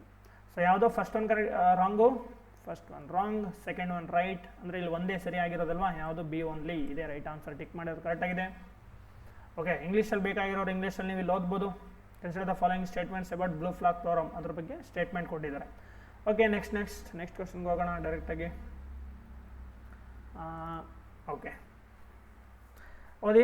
ಒಂದು ಪರಿಸರದ ಆರೋಗ್ಯವನ್ನು ಮೌಲ್ಯಮಾಪನ ಮಾಡಲು ಜೈವಿಕ ದ್ರವಗಳಲ್ಲಿ ರಾಸಾಯನಿಕಗಳ ಸಾಂದ್ರತೆಯನ್ನು ಅಳೆಯುವ ಪ್ರಕ್ರಿಯೆ, ಇದೊಂದು ಪ್ರೋಸೆಸ್ ಕೊಟ್ಟಿದ್ದಾನೆ. ಇದಕ್ಕೆ ಏನಂತ ಕರೀತಾರೆ? ಒಂದು ಟೆಕ್ನಿಕಲ್ ವರ್ಡ್ ಬರ್ತವೆ ಈ ಸಬ್ಜೆಕ್ಟಲ್ಲಿ. ಏನಾಗುತ್ತೆ ನೋಡಿ, ಕೆಲವೊಂದಷ್ಟು ಪ್ರೋಸೆಸ್ ಇರ್ತವೆ ಅಥವಾ ಒಂದು ಕಾನ್ಸೆಪ್ಟ್ ಇರ್ತವೆ, ಅದಕ್ಕೆ ವರ್ಡ್ಗಳು ಬರ್ತವೆ, ಟೆಕ್ನಿಕಲ್ ವರ್ಡ್ಗಳು. ಆ ವರ್ಡ್ನೇ ಡೈರೆಕ್ಟಾಗಿ ಕೇಳ್ತಾನೆ, ನೀವು ನೆನ್ಪಿಟ್ಕೋಬೇಕು. ಇವೆಲ್ಲ ವೆರಿ ಇಂಪಾರ್ಟೆಂಟ್ ವರ್ಡ್ಗಳು. Name the process of measuring, ಏನೋ ಮಾಪನ ಮಾಡಬೇಕು. Measuring the concentration of chemicals, ಅಂದರೆ ಒಂದು ರಾಸಾಯನಿಕಗಳ ಸಾಂದ್ರತೆಯನ್ನು ಬಯೋಲಾಜಿಕಲ್ ಫ್ಲೂಯಿಡ್ಸ್, ಜೈವಿಕ ದ್ರವಗಳಲ್ಲಿ ಅಳೆಯೋದ್ರ ಮೂಲಕ the health of the environment. ಅದಕ್ಕೆ ಏನಂತ ಕರೀತಾರೆ, ಏನು ಪ್ರೋಸೆಸ್ ಅಂತ ಕೇಳಿದ್ದಾರೆ. ಸೊ ಡೈರೆಕ್ಟಾಗಿ ಆನ್ಸರ್ ಹೇಳ್ಬಿಡ್ತೀನಿ. ಫಸ್ಟ್ ಬಯೋ ಮಾನಿಟರಿಂಗ್ ಅಂತ ಕರೆಯೋದಿದ್ದೀನಿ. ಇಲ್ಲಿ ಟಿಕ್ ಮಾಡಿರೋದು ಆನ್ಸರ್ ಇದೇ ಆಗುತ್ತೆ ಆನ್ಸರು. ಸೊ ಬಯೋ ಮಾನಿಟರಿಂಗ್ ಅಂದರೆ ಇದೇನೆ. ಅಂದರೆ ಏನಾಗುತ್ತೆ ನೋಡಿ, ಇಲ್ಲಿ ಕೊಟ್ಟಿದ್ದಾರೆ, ಇದು ಒಂದು ಪರಿಸರದ ಆರೋಗ್ಯವನ್ನು, ಒಂದು state of health in on ecosystem ಅಂತ ಕರಿತೀವಿ. ಒಂದು ಪರಿಸರ ವ್ಯವಸ್ಥೆಯಲ್ಲಿ ಆರೋಗ್ಯದ ಸ್ಥಿತಿ, ಅದನ್ನು ಮೌಲ್ಯಮಾಪನ ಮಾಡಲು ಜೈವಿಕ ದ್ರವಗಳಲ್ಲಿ, ಓಕೆ, ರಾಸಾಯನಿಕಗಳ ಸಾಂದ್ರತೆ. ಸೊ ಎಷ್ಟು ಕೆಮಿಕಲ್ಸ್ ಇದೆ ಅಂತ ಗೊತ್ತಾದರೆ, ಜಾಸ್ತಿ ಇದೆ ಅಂದರೆ ಅದು ಆರೋಗ್ಯ ಹಾಳಾಗಿದೆ ಅಂತ ಅರ್ಥ, ಕಡಿಮೆ ಇದೆ ಅಂದರೆ ಕಡಿಮೆ ಚೆನ್ನಾಗಿದೆ ಅಂತ ಅರ್ಥಲ್ವಾ. ಸೊ ಆ ಪ್ರೋಸೆಸ್ಗೆ ಏನಂತ ಕರೀತಾರೆ ಅಂತ, ಬಯೋ ಅಂದರೆ ಜೀವಿ, ಮಾನಿಟರಿಂಗ್ ಅಂದರೆ ಪರೀಕ್ಷಣೆ ಮಾಡೋದು ಅಂತ. ಸೊ ಆನ್ಸರ್ ಇದಾಗುತ್ತೆ. ಸೊ ಈ ಆಪ್ಷನ್ಗಳು ನೋಡಿ, ಈಗ ಬಯೋ ರೆಮಿಡಿಯೇಷನ್ ಅಂತ ನೋಡಿ, ಇದು ಕನ್ನಡಕ್ಕೆ ಟ್ರಾನ್ಸ್ಲೇಟ್ ಮಾಡಿಲ್ಲ, ಡೈರೆಕ್ಟಾಗಿ ಕೊಟ್ಟಿದ್ದಾನೆ. ಜೈವಿಕ ಪರಿಹಾರ ಅಂತ ಆ್ಯಕ್ಚುಲಿ ಕನ್ನಡದಲ್ಲಿ ಇದು ಮೇನ್ಸ್ ಟಾಪಿಕ್ ಕೂಡ ಹೌದು. ಲಾಸ್ಟ್ ಟೈಮ್ ಮೇನ್ಸಲ್ಲಿ ಕೇಳಿದ್ದಾರೆ ಇದನ್ನ, ಬಯೋ ರೆಮಿಡಿಯೇಷನ್ ಅದರ ಟೂಲ್ಗಳೇನೇನು ಅಂತ ಕೇಳಿದ್ದಾರೆ KS ಮೇನ್ಸಲ್ಲಿ. ನೋಡಿ, ಇದು ಬಯೋ ರೆಮಿಡಿಯೇಷನ್ ಅಂದರೆ ಏನು, ಜೈವಿಕ ಪರಿಹಾರ ಅಂತ ಕನ್ನಡದಲ್ಲಿ ವರ್ಡ್ ನೆನ್ಪಿಟ್ಕೊಳ್ಳಿ. ಜೈವಿಕ ಪರಿಹಾರ ಅಂತಂದ್ರೆ ನೋಡಿ, ಸೂಕ್ಷ್ಮಾಣು ಜೀವಿಗಳನ್ನು ಬಳಸ್ಕೊಂಡು ಪರಿಸರ ಮಾಲಿನ್ಯ ಆಗಿರ್ತದಲ್ವ, ಅದನ್ನು ಕಡಿಮೆ ಮಾಡುವಂಥ ಒಂದು ಪ್ರೋಸೆಸ್ ಆಗಿರ್ತದೆ. ಇದನ್ನ ಜೈವಿಕ ಪರಿಹಾರ. ನೋಡಿ, ಜೀವಿಗಳನ್ನೇ ಬಳಸ್ಕೊತಾ ಇರೋದು, ಜೀವಿಗಳು. ಓಕೆ, ಜೀವಿಗಳನ್ನೇ ಬಳಸ್ಕೊಂಡು ಪರಿಸರ ಮಾಲಿನ್ಯ ಕಡಿಮೆ ಮಾಡೋ ಪ್ರೋಸೆಸ್ಸು. ಇದರಲ್ಲಿ ಒಂದಷ್ಟು ಟೂಲ್ಗಳಿದ್ದಾವೆ. ಓಕೆನಾ, ಇದರಲ್ಲಿ ಬೇರೆ ಬೇರೆ ಟೂಲ್ಗಳು ಬರ್ತವೆ. ಏನೇನು ಟೂಲ್ಗಳು ನೋಡಿ, ಈಗ ಎಕ್ಸಾಂಪಲ್ ಒಂದು 4-5 ಟೂಲ್ಗಳಿದ್ದಾವೆ. ಬಯೋ ವೆಂಟಿಂಗ್ ಅಂತ ಒಂದಿದೆ, ಇನ್ನೊಂದು ಬಯೋ ಸ್ಪಾರ್ಜಿಂಗ್ ಅಂತ ಇದೆ, ಬಯೋ ಆಗ್ಮೆಂಟೇಷನ್ ಅಂತಿದೆ, ಫೈಟೋ ಅಕ್ಯುಮಿಲೇಷನ್ ಅಂತಿದೆ. ಈ ಥರ ಇದರಲ್ಲಿ ಟೂಲ್ಗಳಿದೆ. ಜೈವಿಕ ಪರಿಹಾರನ ಬೇರೆ ಬೇರೆ ವಿಧಾನದಲ್ಲಿ ಮಾಡ್ಬೋದು. ಈಗ ನೋಡಿ, ಬಯೋ ರೆಮಿಡಿಯೇಷನ್ ಅಂದರೆ ಗೊತ್ತಾಯ್ತು ನಿಮ್ಗೆ ಆನ್ಸರ್ ಏನು, ಜೀವಿಗಳನ್ನ ಬಳಸ್ಕೊಂಡು ಅಂದರೆ ಬ್ಯಾಕ್ಟೀರಿಯಾ ಶಿಲೀಂಧ್ರಗಳು ಅವಳನ್ನ ಬಳಸ್ಕೊಂಡು ಪರಿಸರ ಮಾಲಿನ್ಯ ಕಡಿಮೆ ಮಾಡೋ ಪ್ರೋಸೆಸ್ಗೆ ಬಯೋ ರೆಮಿಡೀಸ್ ಅಂತ ಕರೀತಾರೆ. ಹಂಗಾಗಿ ಇದಕ್ಕೂ ಸಂಬಂಧ ಇರಲ್ಲ. ಸೊ ಹಾಗಾಗಿ ರಾಂಗ್ ಆನ್ಸರು. ಬಯೋ ಮಾನಿಟರಿಂಗ್ ಇಲ್ಲಿ ಆನ್ಸರ್, ಇಲ್ಲಿ ಕೇಳಿರೋ ಇದಕ್ಕೆ ಕ್ವಶನ್ಗೆ ಇದು ಆನ್ಸರ್ ಆಗುತ್ತೆ. ಬಯೋ ಆಗ್ಮೆಂಟೇಷನ್ ಅಂತ ನೋಡಿ, ಜೈವಿಕ ಪರಿಹಾರದಲ್ಲಿ ಒಂದು ಟೂಲ್ ಬಯೋ ಆಗ್ಮೆಂಟೇಷನ್ ಅಂತ. ನಾನೇನು ಹೇಳಿದೆ ಯಾವಾಗಲೇ, ಒಂದು ಬಯೋ ವೆಂಟಿಂಗ್, ಇನ್ನೊಂದು ಬಯೋ ಸ್ಪಾರ್ಜಿಂಗ್, ಇನ್ನೊಂದು ಬಯೋ ಆಗ್ಮೆಂಟೇಷನ್ ಅಂತ ಮೂರನೇದಲ್ವಾ. ಸೊ ಇಲ್ಲಿ ಅದನ್ನೇ ಕೊಟ್ಟಿದ್ದಾನೆ. ಜೈವಿಕ ಪರಿಹಾರದಲ್ಲಿ ಒಂದು ಪರಿಸರ ಮಾಲಿನ್ಯ ಆಗಿರೋ ಪ್ರದೇಶದಲ್ಲಿ ಅದಕ್ಕೆ ಸೂಟೇಬಲ್ ಕ್ಲೈಮೇಟ್ನ ವೆದರನ್ನು ನಾವು ಕೊಡೋದ್ರ ಮೂಲಕ ಅಲ್ಲಿ ಜೀವಿಗಳ ಬ್ಯಾಕ್ಟೀರಿಯಾ ಶಿಲೀಂಧ್ರಗಳ ಬೆಳವಣಿಗೆನ ಹೆಚ್ಚು ಮಾಡೋದು. ಆಗ ಅವು ತಾನಾಗಿ ಅಲ್ಲಿರುವಂಥ ಜೈವಿಕ ತ್ಯಾಜ್ಯ ಏನಿರ್ತದಲ್ವ ಅದನ್ನು ತಿಂದು ಆರ್ಗ್ಯಾನಿಕ್ ಮ್ಯಾಟರ್ ಆಗಿ ಏನೋ ತ್ಯಾಜ್ಯನೆಲ್ಲ ವಿಂಗಡಣೆ ಮಾಡ್ತವೆ. ಸೊ ಇದೇ ಬಯೋ ಆಗ್ಮೆಂಟೇಷನ್ ಅಂತ. ಇನ್ನೊಂದು ಲಾಸ್ಟ್ ಒಂದು ಜೈವಿಕ ವಿಘಟನೆ. ಜೈವಿಕ ವಿಘಟನೆ ಅಂದರೆ ನೋಡಿ ಇಲ್ಲಿ ಕೊಟ್ಟಿದ್ದೇನೆ. ಜೈವಿಕ ವಿಘಟನೆ ಅಂದರೆ ನಿಮ್ಗೆ ಗೊತ್ತಿರೋದೆ, ಡಿಕಂಪೋಸ್ ಆಗೋದು ಅಂತ. ಬ್ಯಾಕ್ಟೀರಿಯಾಗಳು ಶಿಲೀಂಧ್ರಗಳು ಸಾವಯವ ಅಂಶಗಳನ್ನ ತಿಂದು ಅದನ್ನು ವಿಘಟನೆ ಮಾಡೋದು ಅಂತ. ನೋಡಿ ಜೈವಿಕ ವಿಘಟನೆ, ಜೈವಿಕ ಏಜೆಂಟ್ಗಳು ಪ್ರಾಥಮಿಕವಾಗಿ ಬ್ಯಾಕ್ಟೀರಿಯಾ ಶಿಲೀಂಧ್ರ ಬರ್ತವೆ. ಸೂಕ್ಷ್ಮಜೀವಿಗಳು ಸಂಕೀರ್ಣ ಸಾವಯವ ವಸ್ತುಗಳನ್ನು ಇಂಗಾಲದ ಡೈಆಕ್ಸೈಡ್, ನೀರು ಮತ್ತು ಜೀವರಾಶಿಯಂತಹ ಸರಳ ಹಾನಿಯಾಗದ ಉಪ ಉತ್ಪನ್ನಗಳಾಗಿ ವಿಭಜಿಸುವ ನ್ಯಾಚುರಲ್ ಪ್ರೋಸೆಸ್ ಆಗಿದೆ, ಅಂದರೆ ನೈಸರ್ಗಿಕ ಪ್ರಕ್ರಿಯೆ ಆಗಿದೆ. ಓಕೆನಾ. ಸೊ ವರ್ಡ್ಗಳೆಲ್ಲ ತುಂಬ ಇಂಪಾರ್ಟೆಂಟ್ ಫ್ರೆಂಡ್ಸ್, ನೆನ್ಪಿಟ್ಕೋಬೇಕು. ಸೊ ಇಲ್ಲಿ ಕ್ವಶನ್ಗೆ ಆನ್ಸರು ಬಯೋ ಮಾನಿಟ್ರಿಂಗ್ ಅಂತ. ಓಕೆ, ಇದಕ್ಕೆ ಓಕೆ. ನೆಕ್ಸ್ಟ್ ಒನ್, ಇದೊಂದು ಕರೆಂಟ್ ಅಫೇರ್ಸು ಕೇಳಿರೋದಿಲ್ಲಿ ನೋಡಿ. ಕೆಲವೊಂದು ಕರೆಂಟ್ ಅಫೇರ್ಸ್ ಮಾತ್ರ ತೊಗೊಂಡಿದ್ದೀನಿ, ಎಲ್ಲ ಕರೆಂಟ್ ಅಫೇರ್ಸು ತೊಗೊಂಡಿಲ್ಲ. ಯಾಕೆಂದರೆ 2024ರಲ್ಲಿ ಆಗಿರೋ ಎಕ್ಸಾಮ್ ಅಲ್ವಾ, ಕಳೆದ 2ನೇ ವರ್ಷದಲ್ಲಿ. ಆದರೆ ಇದು ಕರೆಂಟ್ ಅಫೇರ್ಸ್ ಆಗಲಿ ನಾವು ನೆಕ್ಸ್ಟ್ ಬರೋ ಎಕ್ಸಾಮ್ಗೆ ಹೆಲ್ಪ್ ಆಗಲ್ಲ. ಅದಕ್ಕೆ ಕರೆಂಟ್ ಅಫೇರ್ಸ್ ಬಿಟ್ಬಿಟ್ಟಿದ್ದೀನಿ. ಕರೆಂಟ್ ಅಫೇರ್ಸ್ ಬಿಟ್ಟೇ ಒಂದು 30 ಕ್ವಶನ್ ಆಗಿದ್ದಾವೆ. ಕರೆಂಟ್ ಅಫೇರ್ಸ್ ತೊಗೊಂಡಿದ್ರೆ ಇನ್ನೊಂದಷ್ಟು ಸೇರ್ಕೊಂಡಿರೋದು. ಸೊ ಇದೊಂದು ಓಕೆ, ಇದೊಂದು ನೋಡಿ, ಇದೊಂದು ನ್ಯೂಸಲ್ಲಿತ್ತು, ಅದಕ್ಕೆ ಕೇಳಿದ್ದ. ಪ್ಯಾಸೆಂಜರ್ ಪಿಜನ್ ಬಗ್ಗೆ ಕೇಳಿದ್ದಾನೆ. ಯಾವ್ದ್ರ ಬಗ್ಗೆ? ಪ್ಯಾಸೆಂಜರ್ ಪಿಜನ್ ಅಂದರೆ ಇದು ಒಂದು ನೋಡಿದ್ರೆ ಗೊತ್ತಾಗ್ತದೆ, ಇದೊಂದು ಪಾರಿವಾಳ, ಪ್ಯಾಸೆಂಜರ್ ಪಾರಿವಾಳ ಅಂತ ಕರೀತಾರೆ. ಕ್ವಶನ್ ಏನು? ಕೆಳಗಿನ ಹೇಳಿಕೆಗಳನ್ನು ಪರಿಗಣಿಸಿ. ಕ್ವಶನ್ ಏನಿದೆ ಇಲ್ಲೊಂದು ಆಫ್ ಇದೆ ನೋಡಿ, ಕೆಳಗೆ ನೀಡಿರುವ ಆಯ್ಕೆಗಳಿಂದ ಸರಿಯಾದ ಉತ್ತರ ಹೇಳ್ಬೇಕಂತೆ. ಅಂದರೆ ಪಾಸಿಟಿವ್ ಸ್ಟೇಟ್ಮೆಂಟ್ಸ್ ಬಗ್ಗೆ ನಾವಿಲ್ಲಿ ಮಾತಾಡಬೇಕು. ಸೊ ನೋಡೋಣ ಪಾಸಿಟಿವ್ ಸ್ಟೇಟ್ಮೆಂಟ್ ಬಗ್ಗೆ. ಓಕೆ, ಫಸ್ಟ್ ಸ್ಟೇಟ್ಮೆಂಟ್ ನೋಡಿ, passenger pigeon is an extinct species. Extinct ಆಗಿಬಿಟ್ಟಿದೆ ಅಂತ ಹೇಳಿದ್ದಾರೆ, ಅಂದರೆ ಇಲ್ಲಿ ಕೊಟ್ಟಿದ್ದಾರಲ್ವಾ. ಸೊ ಎಲ್ಲೋಗಿಂತ ರೆಡ್ಡೇ ಬೆಟರು. ಓಕೆ, ಪ್ಯಾಸೆಂಜರ್ ಪಾರಿವಾಳ ಅಳಿದಿರುವ ಪ್ರಭೇದ, ಅಂದರೆ ಎಕ್ಸ್ಟೆಂಟ್ ಆಗೋಗಿದೆ ಅಂತ. EX ನೀವು ರೆಡ್ ಡೇಟಾ ಬುಕ್ ಓದಿದ್ರೆ ಅದರಲ್ಲಿ ರೆಡ್ ಡೇಟಾ ಬುಕ್ಕಲ್ಲಿ 9 ಗುಂಪಾಗಿ ಮಾಡ್ಕೊಂಡಿದ್ದಾರೆ. Extinct in wild, critically endangered, vulnerable, near threatened, least concern, ಈ ಥರ 9 ಗುಂಪಿದೆ. ಅಲ್ಲಿ ಎಕ್ಸ್ಟೆಂಟ್ ಅಂತ ಕೊಟ್ಟಿದ್ದಾರೆ, ಅಂದರೆ ಎಕ್ಸ್ಟೆಂಟ್ ಭೂಮಿಯಿಂದನೇ ಎಳೆದೋಗಿದೆ, ಎಲ್ಲೂ ಇಲ್ಲ ಅಂತ. ಇದು ಸ್ಟೇಟ್ಮೆಂಟು. ಓಕೆನಾ. ಸೆಕೆಂಡ್ ಸ್ಟೇಟ್ಮೆಂಟ್ ಏನು? ಕಾರಣ. ಇಲ್ಲಿ ಪ್ರತಿಪಾದನೆ ಇದೆ, ಇಲ್ಲಿ ಕಾರಣ, ಅಸೆಸನ್ನು ಮತ್ತು ರೀಸನ್ ಇದೆ. ಕಾರಣ ಏನು? ಪ್ರಪಂಚದಲ್ಲಿ ಎಲ್ಲಿಯೂ ಒಂದು ಪ್ರಭೇದದ ಯಾವುದೇ ಜೀವಿಯು ಬದುಕುಳಿಯದೇ ಇದ್ದಾಗ ಆ ಪ್ರಭೇದವು ಅಳಿದು ಹೋಗಿದೆ ಎಂದು ಘೋಷಿಸಲಾಗುತ್ತದೆ.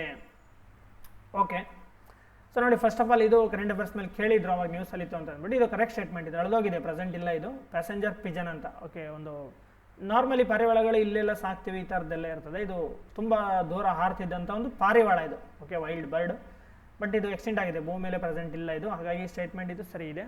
ಸೊ ಇದು ಕೂಡ ಸರಿಯಾದ ಇದಾಗಿದೆ, ಕಾರಣ ಆಗಿದೆ. ಸೊ ಹಂಗಾಗಿ ಆನ್ಸರ್ ಇಲ್ಲಿ ಇದು. ಆ್ಯಕ್ಚುಲಿ ಇದು ಕರೆಂಟ್ ಅಫೇರ್ಸು, ನಿಮ್ಗೆ ಯಾವಾಗಲೂ ಕರೆಂಟ್ ಅಫೇರ್ಸ್ ಬದಲಾಗ್ತಿರ್ತವೆ, ಹಂಗಾಗಿ ಓದ್ಕೋಬೇಕು. ಅದಕ್ಕೆ ತುಂಬ ಎಕ್ಸ್ಪ್ಲನೇಷನ್ ಏನು ಬೇಡ ಇದಕ್ಕೆ. ರೆಡ್ ಡೇಟಾ ಬುಕ್ ಬಗ್ಗೆ ಸ್ವಲ್ಪ ಹೇಳುವ. ರೆಡ್ ಡೇಟಾ ಬುಕ್ ನ್ಯೂಸಲ್ಲಿ ಇರ್ತದೆ, ರೆಡ್ ಡೇಟಾ ಬುಕ್. ಸೊ ಇಲ್ಲಿ ಆನ್ಸರ್ 2 ಕರೆಕ್ಟ್ ಇದೆ. ಏನಿದು? ಪ್ರತಿಪಾದನೆ ಮತ್ತು ಕಾರಣ 2 ಸರಿಯಾಗಿದೆ, ಹಾಗೂ ಕಾರಣವು ಪ್ರತಿಪಾದನೆ ಸರಿಯಾದ ವಿವರಣೆಯಾಗಿದೆ. ಸೊ ಅದೇ ಆನ್ಸರ್ ಇದಕ್ಕೆ. ನಿಮಗೆ ಅದು ಗೊತ್ತಾಗಬೇಕು, ಅದೇನು ಬಿಡಿ ಕರೆಂಟ್ ಅಫೇರ್ಸ್ ಅದು, don't worry. Red data book ಬಗ್ಗೆ ಗೊತ್ತಿರಬೇಕು. ರೆಡ್ ಡೇಟಾ ಬುಕ್, ಕೆಂಪು ದತ್ತಾಂಶ ಪುಸ್ತಕ ಅಂತ. ಇದು ವೆರಿ ಇಂಪಾರ್ಟೆಂಟ್ ನಿಮಗೆ. ಕೆಂಪು ದತ್ತಾಂಶ ಪುಸ್ತಕನ ಯಾರಪ್ಪ ಪಬ್ಲಿಷ್ ಮಾಡ್ತಾರೆ? ಯಾರು IUCN. IUCN ಅಂದ್ರೆ ಏನು ಹೇಳಿ? ನೆನ್ಪಿಸ್ಕೊಳ್ಳಿ. ನೀವು ಓದಿರ್ತೀರಾ, ಬಟ್ ಮರ್ತಿರ್ತೀರಾ. ನೆನಪಿಸ್ಕೋಬೇಕು ತಲೆಗೆ, ಅವಾಗವಾಗ ನೆನಪಿಸೋಕೆ ಟ್ರೈ ಮಾಡ್ತಾ ಇರಬೇಕು. International union for conservation of nature. International union for conservation of nature ಅಂದರೆ ಪರಿಸರ ಸಂರಕ್ಷಣೆಗಿರುವ ಅಂತಾರಾಷ್ಟ್ರೀಯ ಒಕ್ಕೂಟ. ಇದು ಈ ರೆಡ್ ಬುಕ್ನ ರಿಲೀಸ್ ಮಾಡ್ತಾ ಇದೆ 1964ಇಂದ. ಏನಿರ್ತದೆ ಈ ಬುಕ್ಕಲ್ಲಿ? ರೆಡ್ ಅಂದರೆ ಡೇಂಜರ್ ಅಲ್ವಾ. ಏನಿರ್ತದೆ? ಅಳಿದು ಹೋಗ್ತಿರುವಂಥ ಪ್ರಭೇದಗಳು, ಅಥವಾ ಯಾವುದಾದ್ರೂ ಒಂದು ಪ್ರಭೇದದ ಸಂತತಿ ಕಡಿಮೆ ಆಗ್ತಿದೆ ಅಂತಂದರೆ ಆ ಒಂದು ತೊಂದರೆಲಿರುವಂಥ ಪ್ರಭೇದದ ಪಟ್ಟಿ ಮಾಡುತ್ತೆ, ಅದರಲ್ಲಿ ಲಿಸ್ಟ್ ಕೊಡುತ್ತೆ. ರೆಡ್ ಡೇಟಾ ಬುಕ್ ಅಂತ ಪಬ್ಲಿಷ್ ಮಾಡುತ್ತೆ. ಸೊ ಹಂಗೆ ನಮ್ಮಲ್ಲೂ ನಿಮ್ಗೆ ಬೇರೆ ಬೇರೆ ಹಳೆ ವೀಡಿಯೋದಲ್ಲೆಲ್ಲ ಹೇಳಿದ್ದೀನಿ ಅಲ್ವಾ. ಎಕ್ಸಾಂಪಲ್ ಸ್ನೋ ಲಿಪರ್ಡು, ಹಾರ್ನ್ ಬಿಲ್, ಇದ್ರ ಬಗ್ಗೆ, ಹುಲಿ, ಸಿಂಹ, ಇದ್ರ ಬಗ್ಗೆ ಎಲ್ಲ ಹೇಳಿದ್ದೀನಿ. ಮುಂದಿನ ವೀಡಿಯೋದಲ್ಲಿ ಅದ್ರ ಬಗ್ಗೆ ಎಲ್ಲ ಯಾವ ಸ್ಟೇಟಲ್ಲಿದೆ ಅಂತ ಕವರ್ ಮಾಡೋಣ, ಕರೆಂಟ್ ಅಫೇರ್ಸ್ ಎಲ್ಲ ತೊಗೊಂಡಾಗ. ಸೊ ಮುಂದೆ ಕರೆಂಟ್ ಅಫೇರ್ಸ್ ತೊಗೊಳ್ಳೋಣ. ಕರ್ನಾಟಕ ಸಪ್ರೇಟು ಮತ್ತು ಇಂಡಿಯಾ ವರ್ಲ್ಡ್ ಸಪ್ರೇಟ್, ಆ ಥರ ಮಾಡೋಣ ಅಂತಿದ್ದೀನಿ. ಓಕೆ, ನೀವು ಜಸ್ಟ್ ವಾಚ್ ಮಾಡ್ತಾ ಇರಬೇಕಷ್ಟೇ. ರೆಡ್ ಡೇಟಾ ಬುಕ್ ಬಗ್ಗೆ ಗೊತ್ತಿರಲಿ. IUCN ರಿಲೀಸ್ ಮಾಡುವಂಥ ಬುಕ್ಕು ಅಳಿದೋಗಿರೋ ಪ್ರಭೇದ ಬಗ್ಗೆ ಇರ್ತದೆ. ಏನೇನಿರ್ತದೆ ಅದರಲ್ಲಿ ನೋಡಿ? ಅಪಾಯದಲ್ಲಿರುವಂಥ ಪ್ರಾಣಿ ಪ್ರಭೇದಗಳು, ಅಪಾಯದಲ್ಲಿರುವಂಥ ಪಕ್ಷಿ ಪ್ರಭೇದಗಳು, ಪ್ಲಾಂಟ್ಸ್ ಅಂದರೆ ಗಿಡ ಮರಗಳು, ಪ್ಲಾಂಟ್ಸ್ ಒಂದೇ ಅಲ್ಲ ಗಿಡ ಮರಗಳು ಸಹ, ಪ್ಲಾಂಟ್ಸ್ ಆ್ಯಂಡ್ ಟ್ರೀಸ್ ಒಟ್ಟಿಗೆ ಪ್ಲಾಂಟ್ಸ್ ಅಂತ ಕರಿಬೋದು. ಅಷ್ಟೇ ಅಲ್ಲ ಫ್ರೆಂಡ್ಸ್, ಇದ್ರ ಜೊತೆಗೆ ಏನು ಬರ್ತದೆ ಹೇಳಿ, ಏನು ಬರ್ತದೆ, ಶಿಲೀಂಧ್ರನೂ ಬರುತ್ತೆ, ಬ್ಯಾಕ್ಟೀರಿಯಾನೂ ಬರುತ್ತೆ.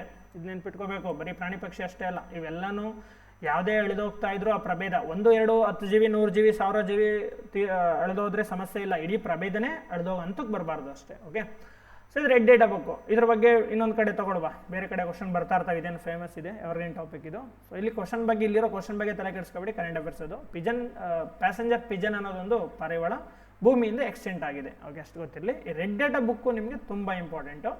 ಸೊ ಬೇರೆ ಬೇರೆ ಕಡೆ ಬಂದಾಗ ಅದನ್ನು ತಗೊಂಡು ಹೇಳುವ.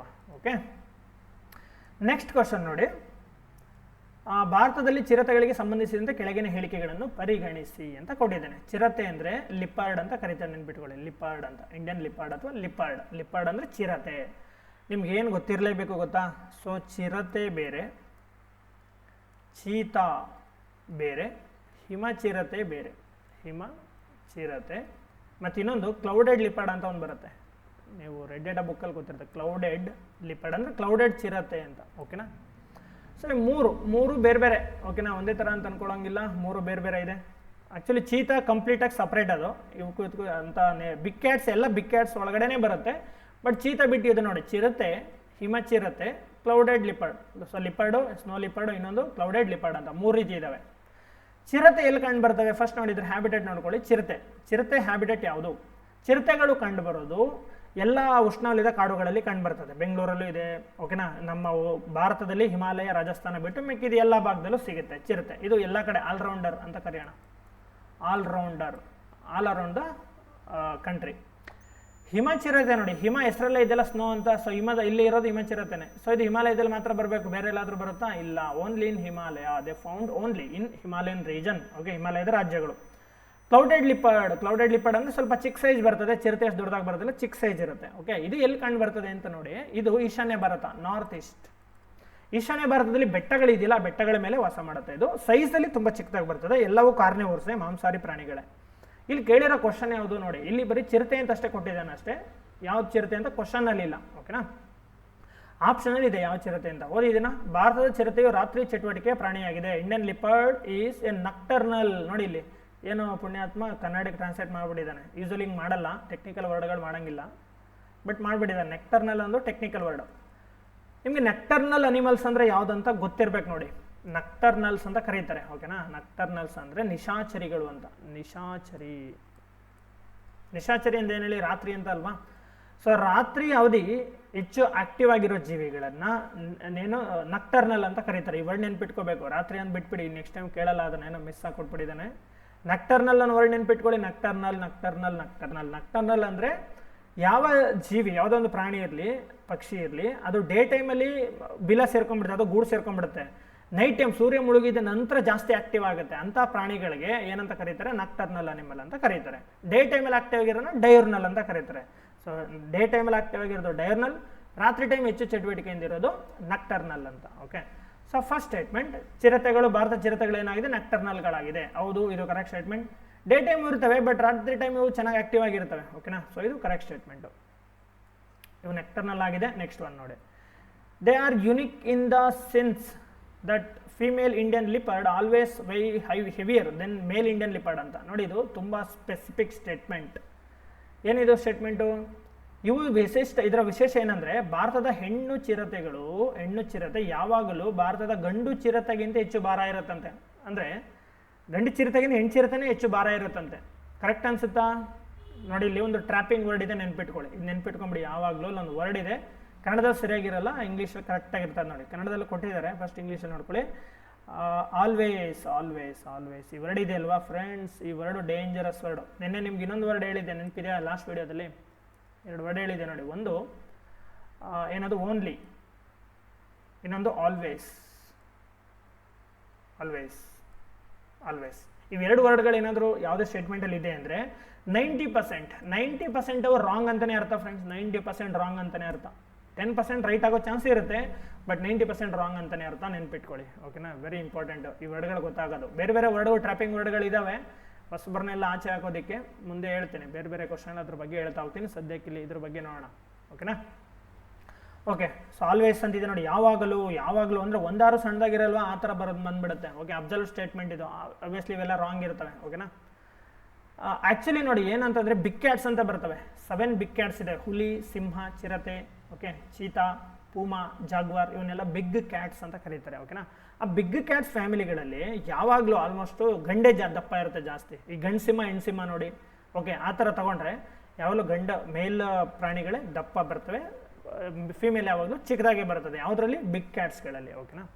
ಸೊ ಇದು ರಾಂಗ್ ಸ್ಟೇಟ್ಮೆಂಟ್. ಅಬ್ಸಲ್ಯೂಟಾಗಿ ಕೊಟ್ಬಿಟ್ಟಿದ್ದಾನಲ್ವ, ಮೋಸ್ಟ್ ಸ್ಪೆಸಿಫಿಕ್ ಇದು. ಸೊ ಹಾಗಾಗಿ ರಾಂಗ್.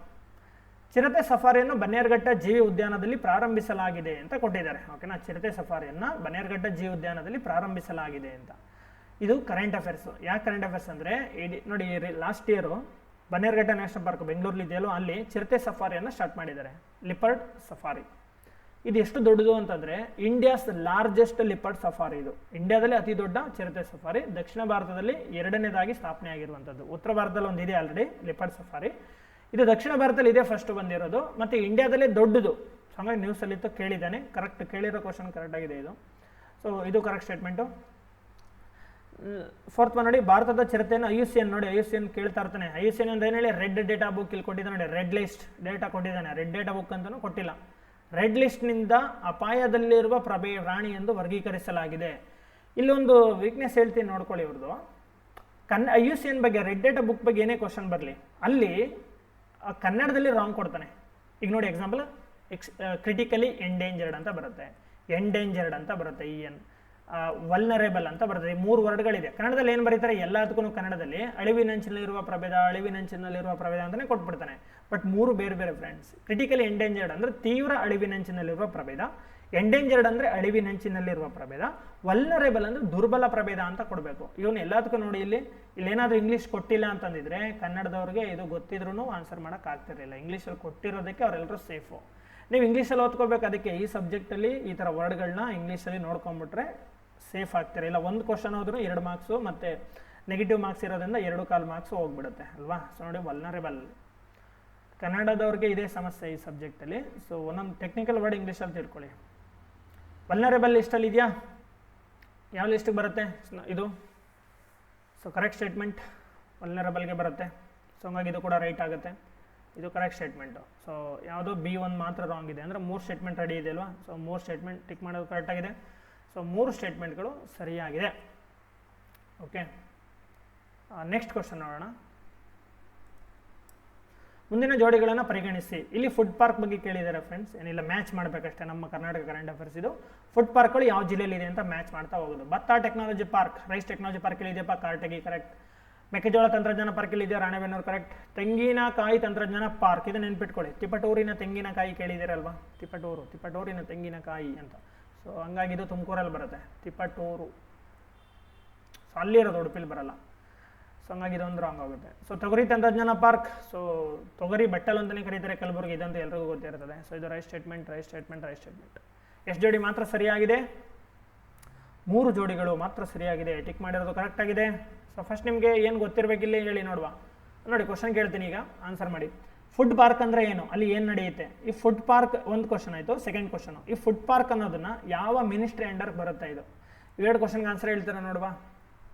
ಫುಡ್ ಪ್ರೊಸೆಸಿಂಗ್ ಇಂಡಸ್ಟ್ರಿ ಇದೆಯಲ್ವಾ, ಅದು ಯಾವ ಒಂದು ಸಚಿವಾಲಯದಡಿ ಬರುತ್ತೆ ಅನ್ನೋದೊಂದು. ಫುಡ್ ಏನು ಮೆಗಾ ಫುಡ್ ಪಾರ್ಕ್ಸ್ ಅಂತ ಕರೀತಾರೆ. ಸೊ ಅದು ಅಂದರೆ ಏನು, ಅದು ಏನಿರುತ್ತಲ್ಲಿ ಅಂತ. ಓಕೆನಾ, ಹೇಳ್ತೀರಾ ಯಾರಾದರೂ? ನೋಡಿ, ಇಲ್ಲಿ ಫುಡ್ ಪಾರ್ಕ್ ಅಂದರೆ ಏನಿಲ್ಲ ಫ್ರೆಂಡ್ಸ್, ರೈತರು ಮತ್ತು ಕಸ್ಟಮರ್ಸು, ದೊಡ್ಡ ದೊಡ್ಡ ಕಸ್ಟಮರ್ಸ್ಗಳು, ಮಿಡಲ್ ಮೆನ್ಗಳು, ಮತ್ತು ನೆಕ್ಸ್ಟು ಅದನ್ನು ವ್ಯಾಲ್ಯೂ ಎಡಿಷನ್ ಮಾಡೋರು, ಇವ್ರನ್ನೆಲ್ಲ ಒಂದು ಕಡೆ ಸೇರಿಸೋದೇ ಇದರ ಉದ್ದೇಶ ಆಗಿರ್ತದೆ. ಪೋಸ್ಟ್ ಹಾರ್ವೆಸ್ಟಿಂಗ್ ಲಾಸ್ಗಳನ್ನ ಕಡಿಮೆ ಮಾಡೋದಾಗಿರುತ್ತೆ. ಅಂದರೆ ಕೊಯ್ಲು ನಂತರದ ನಷ್ಟ ಇರುತ್ತಲ್ವ, ಈಗೇನೋ ಕೊಯ್ಲು ಮಾಡ್ಕೊಂಡಿರ್ತೀವಿ, ಮಾರ್ಕೆಟಿಗೆ ತಗೊಂಡೋಗಿ ನಂತರ ಅವೆಲ್ಲ ಡ್ಯಾಮೇಜ್ ಆಗೋ ಥರ ಇರ್ತದೆ, ಹಾಳಾಗೋದು, ಕೊಳೆಯೋದು, ಇದೆಲ್ಲ ಇರ್ತದೆ. ಅದನ್ನೆಲ್ಲ ಕಡಿಮೆ ಮಾಡಿ ಒಳ್ಳೆ ಬೆಲೆ ಕೊಡಿಸ್ಬೇಕು ರೈತರಿಗೆ ಅನ್ನೋ ಉದ್ದೇಶ ಇಟ್ಕೊಂಡು ಎಲ್ಲ ಒಂದೇ ಕಡೆ ಒಂದು ಸಿಗೋ ಥರ ಮಾಡೋದು. ಓಕೆನಾ, ನೋಡಿ ಯೋಜನೆಯನ್ನು. ಕೃಷಿ ಕೊಯ್ಲಿನ ನಂತರದ ನಷ್ಟ ಅಂದರೆ ಆಫ್ಟರ್ ಏನು ಕೊಯ್ಲು ಇರ್ತದಲ್ಲ ಅದನ್ನು ತಡೆಯೋದು, ಹಾರ್ವೆಸ್ಟಿಂಗ್. ಕೊಯ್ಲಿನ ನಂತರದ ನಷ್ಟವನ್ನು ಕಡಿಮೆ ಮಾಡಲು ಮತ್ತು ಗ್ರಾಮೀಣ ಆದಾಯವನ್ನು ಹೆಚ್ಚಿಸಲು ರೈತರು, ಸಂಸ್ಥಾಪಕರು ಹಾಗೂ ಚಿಲ್ಲರೆ ವ್ಯಾಪಾರಿಗಳನ್ನು ಒಂದೆಡೆ ತರುವ ಉದ್ದೇಶದಿಂದ ಇದನ್ನು ಯಾರು ಪ್ರಾರಂಭಿಸಿದಾರೆ ನೋಡಿ. ಯಾವಾಗ ಸ್ಟಾರ್ಟ್ ಆಯಿತು ನೋಡಿ, ವೆರಿ ಇಂಪಾರ್ಟೆಂಟ್ ಪಾಯಿಂಟ್ಸ್ ಇದಾವೆ ಇಲ್ಲಿ. ಇದು ಸ್ಟಾರ್ಟ್ ಆಗಿದ್ದು ಯಾವಾಗ? 2008ರಿಂದ ಸ್ಟಾರ್ಟ್ ಆಗಿದೆ ಕಾನ್ಸೆಪ್ಟ್. ಓಕೆನಾ, ಯಾರು ಇದನ್ನು ಇಂಟ್ರೊಡ್ಯೂಸ್ ಮಾಡೋದು ನೋಡಿ, ಕೇಂದ್ರ ಆಹಾರ ಸಂಸ್ಕರಣಾ ಉದ್ಯಮಗಳ ಸಚಿವಾಲಯ. ಅಂದರೆ ಇಲ್ಲಿ ನಾವು ಕೊಟ್ಟಿದ್ದಾರೆ ನೋಡಿ, so ministry of food processing industry ಅಂತ. ಓಕೆ, ಕೇಂದ್ರ ಆಹಾರ ಸಂಸ್ಕರಣಾ ಉದ್ಯಮಗಳ ಸಚಿವಾಲಯ ಅಂತ ಬರ್ತದೆ, ನೆನ್ಪಿಟ್ಕೊಳ್ಳಿ. ಮೆಗಾ ಫುಡ್ ಪಾರ್ಕ್ಸ್ ಏನಿದೆಯಲ್ಲ, ಫುಡ್ ಪಾರ್ಕ್ಸು ಇದೆಲ್ಲ ಬರೋದು ministry of environment and ministry of food processing industry ಅಂತ. ಓಕೆನಾ. ಸೊ ಆಹಾರ ಸಂಸ್ಕರಣಾ ಉದ್ಯಮಗಳ ಸಚಿವಾಲಯದಡಿ ಬರ್ತದೆ. ಇಂಟ್ರೊಡ್ಯೂಸ್ ಆಗಿದ್ದು ಯಾವಾಗ? 2008ರಲ್ಲಿ. ಓಕೆನಾ. ಸೊ ಇದ್ರ ಉದ್ದೇಶ ಏನು? ಇದೆಲ್ಲ ಇಲ್ಲೇ ನೋಡಿದೆ. ಪೋಲಾಗುವುದನ್ನು ತಡೆಗಟ್ಟೋದು, ಮೌಲ್ಯವರ್ಧನೆ, ವ್ಯಾಲ್ಯೂ ಎಡಿಷನ್ ಮಾಡೋದು. ಏನು ಹೇಳಿ ವ್ಯಾಲ್ಯೂ ಎಡಿಷನ್ ಅಂತಂದರೆ? ವ್ಯಾಲ್ಯೂ ಎಡಿಷನ್ ಅಂತಂದ್ರೆ ಈಗ ಟೊಮೊಟೊ ಹಣ್ಣು ಇರ್ತದ, ಒಂದು 3-4 ದಿನ ಕೊಳ್ತೋಗ್ಬಿಡುತ್ತೆ. ಅದನ್ನು ಏನು ಮಾಡೋದು? ಸಾಸ್ ಬರ್ತದಲ್ವಾ, ಕೆಚಪ್ಗಳು, ಅದನ್ನಾಗಿ ಕನ್ವರ್ಟ್ ಮಾಡಿಬಿಡೋದು. ಆಲೂಗಡ್ಡೆ ಇರ್ತದೆ, ಜಾಸ್ತಿ ದಿನ ಬಿಟ್ಟರೆ ಕೊಳ್ತೋಗ್ಬಿಡುತ್ತಾ, ಚಿಪ್ಸ್ ಕನ್ವರ್ಟ್ ಮಾಡೋದು. ಸೊ ವ್ಯಾಲ್ಯೂ ಎಡಿಷನ್ ಮಾಡೋದು ಅಂತ, ಮೌಲ್ಯವರ್ಧನೆ ಅಂತ ಕರೀತಾರೆ ಅದನ್ನು. ನೋಡಿ ಇಲ್ಲಿ, ಆಹಾರ ಸಂಸ್ಕರಣೆಯ ಮಟ್ಟವನ್ನು ಹೆಚ್ಚಿಸುವುದು ಮತ್ತು ಕೃಷಿ ಉತ್ಪನ್ನಗಳ ಬಾಳಿಕೆ ಅಂದರೆ ತಾಳಿಕೆ ಅವಧಿ, ಶೆಲ್ಫ್ ಲೈಫ್ನ ಹೆಚ್ಚು ಮಾಡೋದು, ಕೋಲ್ಡ್ ಸ್ಟೋರೇಜ್ ಕೊಡೋದ್ರ ಮೂಲಕ ಹೆಚ್ಚು ಮಾಡ್ಬೋದು. ಓಕೆನಾ. ಇದು ಅಗ್ರಿಕಲ್ಚರಲ್ಲಿ ಮೈನ್ ಟಾಪಿಕ್ ಇದು ಬರುವಂಥದ್ದು, ಫುಡ್ ಪ್ರೊಸೆಸಿಂಗ್ ಅಂತ ಅನ್ನೋದು. ಓಕೆ. ಸೊ ಕ್ವಶನ್ ಇದು ಡೈರೆಕ್ಟ್ ಆಗಿತ್ತು, ಬಟ್ ನಿಮಗೆ ಅದು ಗೊತ್ತಿರಬೇಕು, ಜೊತೆಗೆ ಎಕ್ಸ್ಪ್ಲನೇಷನ್ ಗೊತ್ತಿರಬೇಕಿದೆ ಏನಂತ, ಯಾವ ಮಿನಿಸ್ಟ್ರಿ ಏನು ಎತ್ತ ಅಂತ. ನೆಕ್ಸ್ಟ್ ಕ್ವಶನ್ ನೋಡಿ, ವೆರಿ ಬ್ಯೂಟಿಫುಲ್ ಕ್ವಶನ್. ನೀಲಾಕುರಿಂಜಿ ಹೂಗಳು ಕುರಿತು ಈ ಕೆಳಗಿನ ಮುಂದಿನ ಹೇಳಿಕೆಗಳನ್ನು ಪರಿಗಣಿಸಿ. ಕ್ವಶನ್ ಏನು? ಮೇಲಿನ ಯಾವ ಹೇಳಿಕೆಗಳು ಸರಿಯಾಗಿವೆ? ಪಾಸಿಟಿವ್ ಸ್ಟೇಟ್ಮೆಂಟ್ ಕೇಳಿದ್ದಾರೆ. ಓಕೆನಾ. ಯಾವ್ದು ಸರಿಯಾಗಿದೆ ಅಂತ ಹೇಳ್ಬೇಕೀಗ. ಫಸ್ಟ್ ಸ್ಟೇಟ್ಮೆಂಟ್ ನೋಡಿ, ಏನು question? Consider the following about Neelakurinji flowers.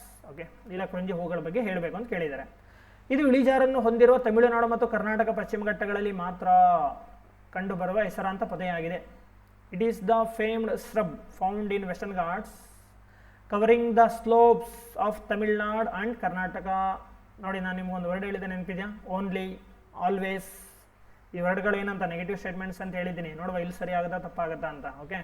Second statement, ಈ ಹೂಗಳು 1300 ಮೀಟರ್ಗಿಂತ ಕಡಿಮೆ ಎತ್ತರದಲ್ಲಿ ಬೆಳೆಯುತ್ತವೆ ಎಂದು, ಹಾಗೂ ಇದು 12 ವರ್ಷಗಳಿಗೊಮ್ಮೆ ಅರಳುತ್ತದೆ ಎಂದು ಹೇಳಲಾಗುತ್ತದೆ. ಓಕೆ. ಜಗತ್ತಿನೆಲ್ಲೆಡೆ ಈ ಹೂಗಳ 250 ಪ್ರಭೇದಗಳು ಕಂಡು ಬಂದಿದ್ದು, ಅವುಗಳಲ್ಲಿ 46 ಪ್ರಭೇದಗಳು ಭಾರತದಲ್ಲಿ ಕಂಡುಬರುತ್ತವೆ. ಓಕೆ. ಈ ಹೂಗಳು ಪರಾಗಸ್ಪರ್ಶ ಮಾಡುವ ಜೇನು ನೊಣಗಳನ್ನು ಸಹ ಆಕರ್ಷಿಸುತ್ತವೆ. ಇದು ತೀರಾ ಅಪರೂಪದ ಬಗೆಯ ಜೇನುತುಪ್ಪ ತಯಾರಾಗಲು ಕಾರಣವಾಗುತ್ತದೆ. ನೋಡಿ, ಇಲ್ಲಿ ತುಂಬ ಸ್ಟೇಟ್ಮೆಂಟ್ ಕೊಟ್ಟಿದ್ದಾನೆ. ಕೆಲವೊಂದು ಸ್ಪೆಸಿಫಿಕ್ ಆಗಿದೆ, ಕೆಲವೊಂದು ಜನರಲ್ ಆಗಿದೆ. ಓಕೆನಾ. ಈಗ ಫಸ್ಟ್ ಸ್ಟೇಟ್ಮೆಂಟ್ಗೆ ಬನ್ನಿ. ಆನ್ಸರ್ ಹೇಗೆ ಮಾಡೋದು? ಎಲಿಮಿನೇಷನ್ ಮೆಥಡ್ ಅಂತ ಕರೀತಾರೆ, ಅದು ಹೇಗೆ ಅಂತ ನೋಡುವ. ಈಗ ಫಸ್ಟ್ ಸ್ಟೇಟ್ಮೆಂಟ್ ನೋಡಿ ಫ್ರೆಂಡ್ಸ್, ಎಲಿಮಿನೇಷನ್ ಮೆಥಡ್ ಏನಂತ ಹೇಳ್ತೀನಿ ನೋಡಿ. ಇವಾಗ ಸ್ವಲ್ಪ ಇಂಟ್ರೊಡ್ಯೂಸ್ ಮಾಡುವ, ಮುಂದೆ ಹೋಗ್ತಾ ಅದ್ರ ಬಗ್ಗೆ ಹೇಳ್ತೀನಿ. ಇದು ಇಳಿಜಾರನ್ನು ಹೊಂದಿರುವ ತಮಿಳುನಾಡು ಮತ್ತು ಕರ್ನಾಟಕ ಪಶ್ಚಿಮ ಘಟ್ಟಗಳಲ್ಲಿ ಮಾತ್ರ ಹೆಸರಾಂತ ಪೊದೆಯಾಗಿದೆ.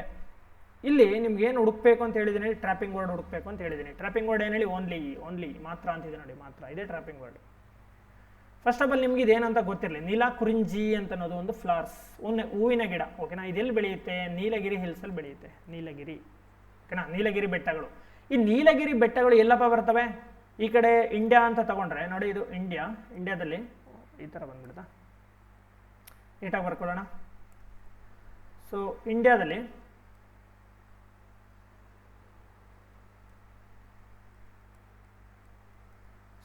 ನೋಡಿ, ಪಶ್ಚಿಮ ಘಟ್ಟ ಪೂರ್ವ ಘಟ್ಟ ಎಲ್ಲಿ ಬರುತ್ತೆ ಅಂತ ನಿಮ್ಗೆ ಗೊತ್ತಿದೆಯಲ್ಲ? ಪಶ್ಚಿಮ ಘಟ್ಟ ಮತ್ತು ಪೂರ್ವ ಘಟ್ಟಗಳು. ಇದೇನಪ್ಪ ಇದು ಪಶ್ಚಿಮ ಘಟ್ಟ. ಭಾರತದ ಪಶ್ಚಿಮ ಕರಾವಳಿಗಿದೆ, ಹಂಗಾಗಿ ಪಶ್ಚಿಮ ಘಟ್ಟ. ಇದು ಬ್ರೇಕ್ ಆಗಿರೋ ಥರ ಇರೋದು ಪೂರ್ವ ಘಟ್ಟ ಅಲ್ವಾ? ಸೊ ಪೂರ್ವ ಘಟ್ಟ ಮತ್ತು ಪಶ್ಚಿಮ ಘಟ್ಟ ಇದೆ. ಸೊ ಇವೆರಡು ಕೂಡೋ ಜಾಗದಲ್ಲಿ ಬರೋದು ಏನು ಹೇಳಿ? ನೀಲಗಿರಿ ಬೆಟ್ಟಗಳು. ಪಶ್ಚಿಮ ಘಟ್ಟ ಪೂರ್ವ ಘಟ್ಟ ಏನು ಕೂಡ್ತಾವಲ್ವ ಇಲ್ಲಿ? ಅದು ಇಲ್ಲಿ ಕೂಡಲ್ಲ, ಇಲ್ಲಿ ಕನ್ಯಾಕುಮಾರಿನಲ್ಲಿ ಕೂಡಲ್ಲ, ಇಲ್ಲೇ ಕೊಡುತ್ತೆ.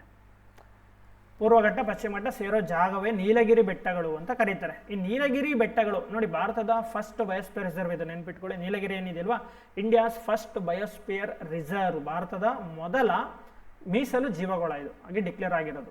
ಓಕೆ. ಇಲ್ಲಿ ನೋಡಿ ಕ್ವಶನ್ಗೆ, ಈಗ ಪಶ್ಚಿಮ ಘಟ್ಟಗಳು ಪೂರ್ವ ಘಟ್ಟಗಳು ಸೇರೋ ಜಾಗವನ್ನು ನೀಲಗಿರಿ ಬೆಟ್ಟಗಳು ಅಂತ ಕರೀತಾರೆ. ಈ ನೀಲಗಿರಿ ಬೆಟ್ಟಗಳು ಎಷ್ಟು ರಾಜ್ಯದಲ್ಲಿದೆ? ಈ ನೀಲಗಿರಿ ಬೆಟ್ಟಗಳು 3 ರಾಜ್ಯದಲ್ಲಿದೆ. ಒಂದು ಕರ್ನಾಟಕ, ಇನ್ನೊಂದು ಕೇರಳ, ಇನ್ನೊಂದು ತಮಿಳುನಾಡು. ಈ 3 ರಾಜ್ಯದಲ್ಲೂ ಇದೆ. ಸೊ ಈ ನೀಲಗಿರಿ ಬೆಟ್ಟಗಳಲ್ಲಿ ಈ ನೀಲಾಕುರಿಂಜಿ ಅನ್ನೋ ಫ್ಲವರ್ ಎಲ್ಲಪ್ಪ ಬೆಳೆಯುತ್ತೆ? ನೀಲಗಿರಿ ಬೆಟ್ಟಗಳಲ್ಲಿ ಬೆಳೆಯುತ್ತೆ. ಅದಕ್ಕೆ ಹೆಸರು ಬಂದಿದೆ. ನೀಲಗಿರಿ ಬೆಟ್ಟ ಅಂತ ಯಾಕೆ ಹೆಸರು ಬಂತು ಹೇಳ್ತೀನಿ ನೋಡಿ. ನೀಲಗಿರಿ ಇದು ಸಂಸ್ಕೃತ ಪದಗಳು. ನೀಲಗಿರಿ ಅಂತ ಯಾಕೆ? ಹೂವುಗಳು ನೋಡಿ, ದೂರದಿಂದ ನೋಡೋಕ್ಕೆ ನೀಲಿ ಬಣ್ಣದಲ್ಲೇ ತಾನೇ ಕಾಣಿಸ್ತದೆ, ಬ್ಲೂ ಕಲರಲ್ಲಿ. ದೂರದಿಂದ ನೋಡಿದಾಗ ಈ ಬೆಟ್ಟ ಪೂರ್ತಿ ಬ್ಲೂ ಕಲರಲ್ಲೇ ಕಾಣಿಸ್ತಿರುತ್ತೆ. ಅದಕ್ಕೆ ನೀಲ ಅನ್ನೋದು ಸಂಸ್ಕೃತ ಪದ ಅಲ್ವಾ? ಸೊ ಗಿರಿ ಅಂದರೂ ಕೂಡ ಸಂಸ್ಕೃತ ಪದ, ಬೆಟ್ಟ ಅಂತ ಅರ್ಥ. ನೀಲಗಿರಿ ಬೆಟ್ಟ ಅಂತ ಹೆಸರು ಬಂತು. ನೀಲಗಿರಿ ಮರಗಳಿಂದ ಬಂದಿದ್ದಲ್ಲ, ಸೊ ಮರಗಳಿಂದ ಬಂತು ಅಂತ ಅನ್ಕೋಬಿಡಿ. ನೀಲಾಕುರಿಂಜಿ ಅನ್ನೋ ಫ್ಲವರ್ಸ್ ಇಂದನೇ ಇದಕ್ಕೆ ಹೆಸರು ಬಂದಿರೋದು. ಸೊ ಈ ನೀಲಗಿರಿ ಬೆಟ್ಟಗಳು, ನೀಲಗಿರಿ ಬೆಟ್ಟಗಳಲ್ಲೆಲ್ಲ ಈ ಹೂಗಳು ಬೆಳೀತವೆ. ಈ ನೀಲಗಿರಿ ಬೆಟ್ಟ ಇರೋದು 3 ರಾಜ್ಯದಲ್ಲಿ, ಕರ್ನಾಟಕ, ಕೇರಳ, ತಮಿಳುನಾಡು. ಬಟ್ ಇವ್ರು ಕೊಟ್ಟಿರೋದೇನು ನೋಡಿ, ಇಲ್ಲಿ ಯಾವ ರಾಜ್ಯ, ತಮಿಳುನಾಡು ಮತ್ತು ಕರ್ನಾಟಕ ಮಾತ್ರ ಅಂತ ಕೊಟ್ಬಿಟ್ಟಿದ್ದಾರೆ. ಓಕೆ, ಸೊ ಯಾವ್ದು ಬಿಟ್ರಿ ಇದು ಬಿಟ್ಬಿಟ್ಟಿದ್ದಾರಲ್ವಾ, ಕೇರಳ ಬಿಟ್ಬಿಟ್ಟಿದ್ದಾರೆ. ಸೊ ಹಂಗಾಗಿ ಫಸ್ಟ್ ಒಂದು ರಾಂಗ್ ಸ್ಟೇಟ್ಮೆಂಟ್ ಆಗುತ್ತೆ. ಓನ್ಲಿ ಏನೋ ವರ್ಡ್ ಇದೆ ನೋಡ್ಕೊಳ್ಳಿ, only. So wrong statement. Second one ನೋಡಿ, ಈ ಹೂಗಳು 1300 ಮೀಟರ್ಗಿಂತ ಕಡಿಮೆ ಎತ್ತರದಲ್ಲಿ ಬೆಳೆಯುತ್ತವೆ. ನೋಡಿ, ಎರಡು ಆಫ್ ಇದೆ. ಎರಡನೇ ಸ್ಟೇಟ್ಮೆಂಟಲ್ಲಿ ಎರಡು ಆಪ್ಷನ್ಗಳಿದೆ. ಎರಡು ಆಪ್ಷನ್ ಮೀನ್ಸ್ ಎರಡು ಆಫ್ ಇದೆ, ಫಸ್ಟ್ ಆಫ್, ಸೆಕೆಂಡ್ ಆಫ್ ಅಂತ. ನೀವು ಓದುವಾಗ ಈ ಥರನೇ ಮಾಡಬೇಕು. ಈ ಹೂಗಳು 1300 ಮೀಟರ್ಗಿಂತ ಕಡಿಮೆ ಎತ್ತರದಲ್ಲಿ ಬೆಳೀತಾವ, ಅದಕ್ಕಿಂತ ಜಾಸ್ತಿ ಬೆಳೀತಾವ ಅಂತ ಗೊತ್ತಿರಬೇಕು. ನೀಲಗಿರಿ ಬೆಟ್ಟಗಳು ಅಂದ್ರೆ ಹೈ ಆಲ್ಟಿಟ್ಯೂಡ್ ಅಲ್ವಾ, ಎತ್ತರವಾದ ಬೆಟ್ಟ, ಪಶ್ಚಿಮ ಘಟ್ಟನೆ ಎತ್ತರವಾದ ಭಾಗಗಳು ಎಲ್ಲ. ಓಕೆ, ಆನೆಗುಡಿ, ದೊಡ್ಡ ಬೆಟ್ಟ ಅವೆಲ್ಲ ಅಲ್ಲೇ ಬರೋದು, ಹಂಗಾಗಿ ಎತ್ತರವಾದ ಪ್ರದೇಶ. ಆಕ್ಚುಲಿ ಇದು 1300 ಮೀಟರ್ಗಿಂತ ಕಡಿಮೆ ಅಂತ ಕೊಟ್ಟಿದ್ದಾನಲ್ವಾ. ನೋಡಿ, these flowers are said to grow at an altitude of less than ಅಲ್ಲ, ಇದು ಮೋರ್ ದೆನ್ ಅಂತ ಕೊಡ್ಬೇಕು. ಅಂದರೆ 1300 ಮೀಟರ್ಗಿಂತ ಹೆಚ್ಚು ಎತ್ತರದಲ್ಲಿ ಇದು ಬೆಳೆಯುತ್ತೆ. ಓಕೆನಾ, 1300 ಮೀಟರಿಂದ ಸುಮಾರು 2000 ಮೀಟರ್ವರೆಗೂ ಬೆಳೆಯುತ್ತೆ. ಹಂಗಾಗಿ ಇದು ರಾಂಗ್ ಸ್ಟೇಟ್ಮೆಂಟ್. ಇಲ್ಲಿ ಕಡಿಮೆ ಅಂತ ಕೊಟ್ಟಿದ್ದಾನಲ್ಲ, ಈ ಜಾಗದಲ್ಲಿ ಹೆಚ್ಚು ಅಂತ ಕೊಡಬೇಕಾಗಿತ್ತು ಅವನು, ಅಷ್ಟೇನೇನಿಲ್ಲ. ಅದೇ ಮುಂದಕ್ಕೆ ಕೂತ್ಕೊಳ್ಳಿ, ಹೆಂಗೆ ಬೆಳೆಯುತ್ತದೆ. ಈ ಆಪ್ಷನ್ ರಾಂಗ್ ಇದೆ. ಮುಂದಕ್ಕೆ ನೋಡಿ, ಎಂದು ಹಾಗೂ ಇದು 12 ವರ್ಷಗಳಿಗೊಮ್ಮೆ ಅರಳುತ್ತದೆ. ಇದು ಕರೆಕ್ಟ್ ಆಗಿದೆ.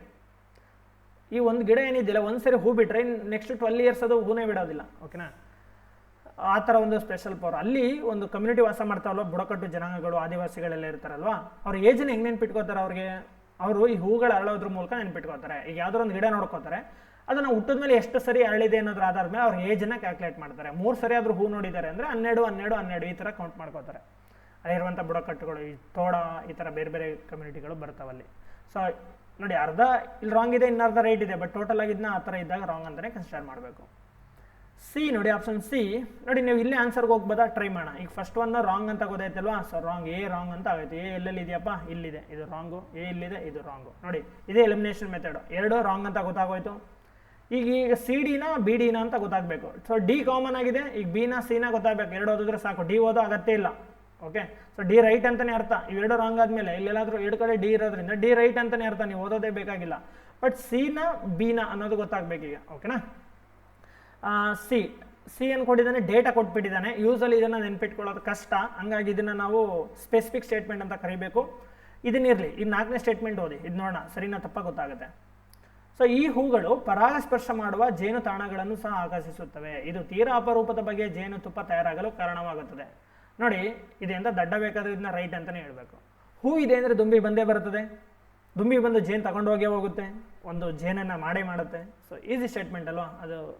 ಇದನ್ನ ಏನು ನೀವು ಓದಿಲ್ಲ ಅಂದ್ರೆ ರೈಟ್ ಅಂತಲೇ ಹೇಳ್ಬೇಕಿದ್ನ. ಇದರಲ್ಲಿ ರಾಂಗ್ ಆಗೋಕೆ ಏನಿಲ್ಲ. ಜನರಲ್ ಸ್ಟೇಟ್ಮೆಂಟ್ ಇದು, ಜೆನರಿಕ್ ಅಂತ ಕರಿತೀವಿ ಇದನ್ನ. ಓಕೆ, ಇದು ಸ್ಪೆಸಿಫಿಕ್ ನಂಬರ್ ಕೊಟ್ಬಿಟ್ಟಿದ್ದಾರಲ್ವಾ. ಸೊ ಡಿ ರೈಟ್ ಅಂತ ಬಂದಮೇಲೆ ನಮ್ಗೆ ರೈಟ್ ಆಗಿರೋದು ಯಾವುದಪ್ಪ ಇಲ್ಲಿ. ಸೊ ಡಿ ರೈಟ್ ಆಗಬೇಕು. ಸೊ ಡಿ ಎರಡು ಕಡೆ ಇದೆ. ಈಗ ಬಿನ ರಾಂಗ್ ಅಂತ ಹೇಳ್ಬಿಟ್ಟಿದ್ದೀವಿ. ಸೊ ಹಂಗಾಗಿ ಬಿ ಬರಲ್ಲ, ಬಿ ರಾಂಗ್ ಅಂತ ಹೇಳಾಗಿದೆ. ಸೊ ಉಳ್ಕೊಳ್ಳೋದು ಇದೊಂದೇ. ನೋಡಿ, ನಿಮ್ಗೆ ಡಿ ಗೊತ್ತಾದರೆ ಸಾಕು. ಡಿ ಸರಿನಾ ತಪ್ಪ ಗೊತ್ತಿಲ್ಲ ಅಂದ್ರೂ ಆನ್ಸರ್ ಮಾಡ್ಬೋದು. ಸೊ ಇದನ್ನೇನಂತ ಕರೀತಾರೆ ಫ್ರೆಂಡ್ಸ್, ಎಲಿಮಿನೇಷನ್ ಮೆಥಡ್ ಅಂತ ಕರೆಯೋದು. ಓಕೆ, ಎಲಿಮಿನೇಷನ್ ಮೆಥಡ್ ಅಂತ. ಸಿ ಮತ್ತು ಡಿ ಇದಕ್ಕೆ ಆನ್ಸರ್.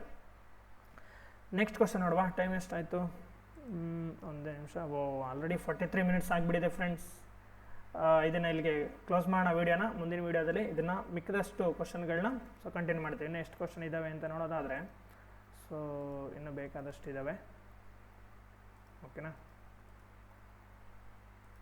ಓಹೋ ಜಾಸ್ತಿ ಇದೆ. ಅಂದರೆ ಕ್ವಶನ್ಗಳು ಜಾಸ್ತಿ ಇರೋದ್ರಿಂದ ಸ್ವಲ್ಪ ಹೇಳಿ ಮುಗ್ಸೋಕ್ಕಾಗಲ್ಲ. ಸ್ವಲ್ಪ ಡೀಟೇಲಾಗಿ ಹೇಳ್ತಾ ಇದ್ದೀನಿ, ಎಲ್ಲ ಎಕ್ಸಾಮು ಹೆಲ್ಪ್ ಆಗಲಿ ಅಂತ. PSIಗೆ, PC ಗೆ, ನೆಕ್ಸ್ಟಿಗೆ ನೋಡಿ AO ಮತ್ತು AO ಎಕ್ಸಾಮ್ ಬರ್ತಾ ಇದ್ದಿಲ್ವಾ, ಅದಕ್ಕೆ. ಸೊ ಹಂಗಾಗಿ ಜಾಸ್ತಿ ಆಗುತ್ತೆ. ಓಕೆ, ಇದನ್ನು ನೆಕ್ಸ್ಟ್ ವೀಡಿಯೋದಲ್ಲಿ ಕಂಟಿನ್ಯೂ ಮಾಡುವ. ಓಕೆನಾ. Okay, so thank you so much.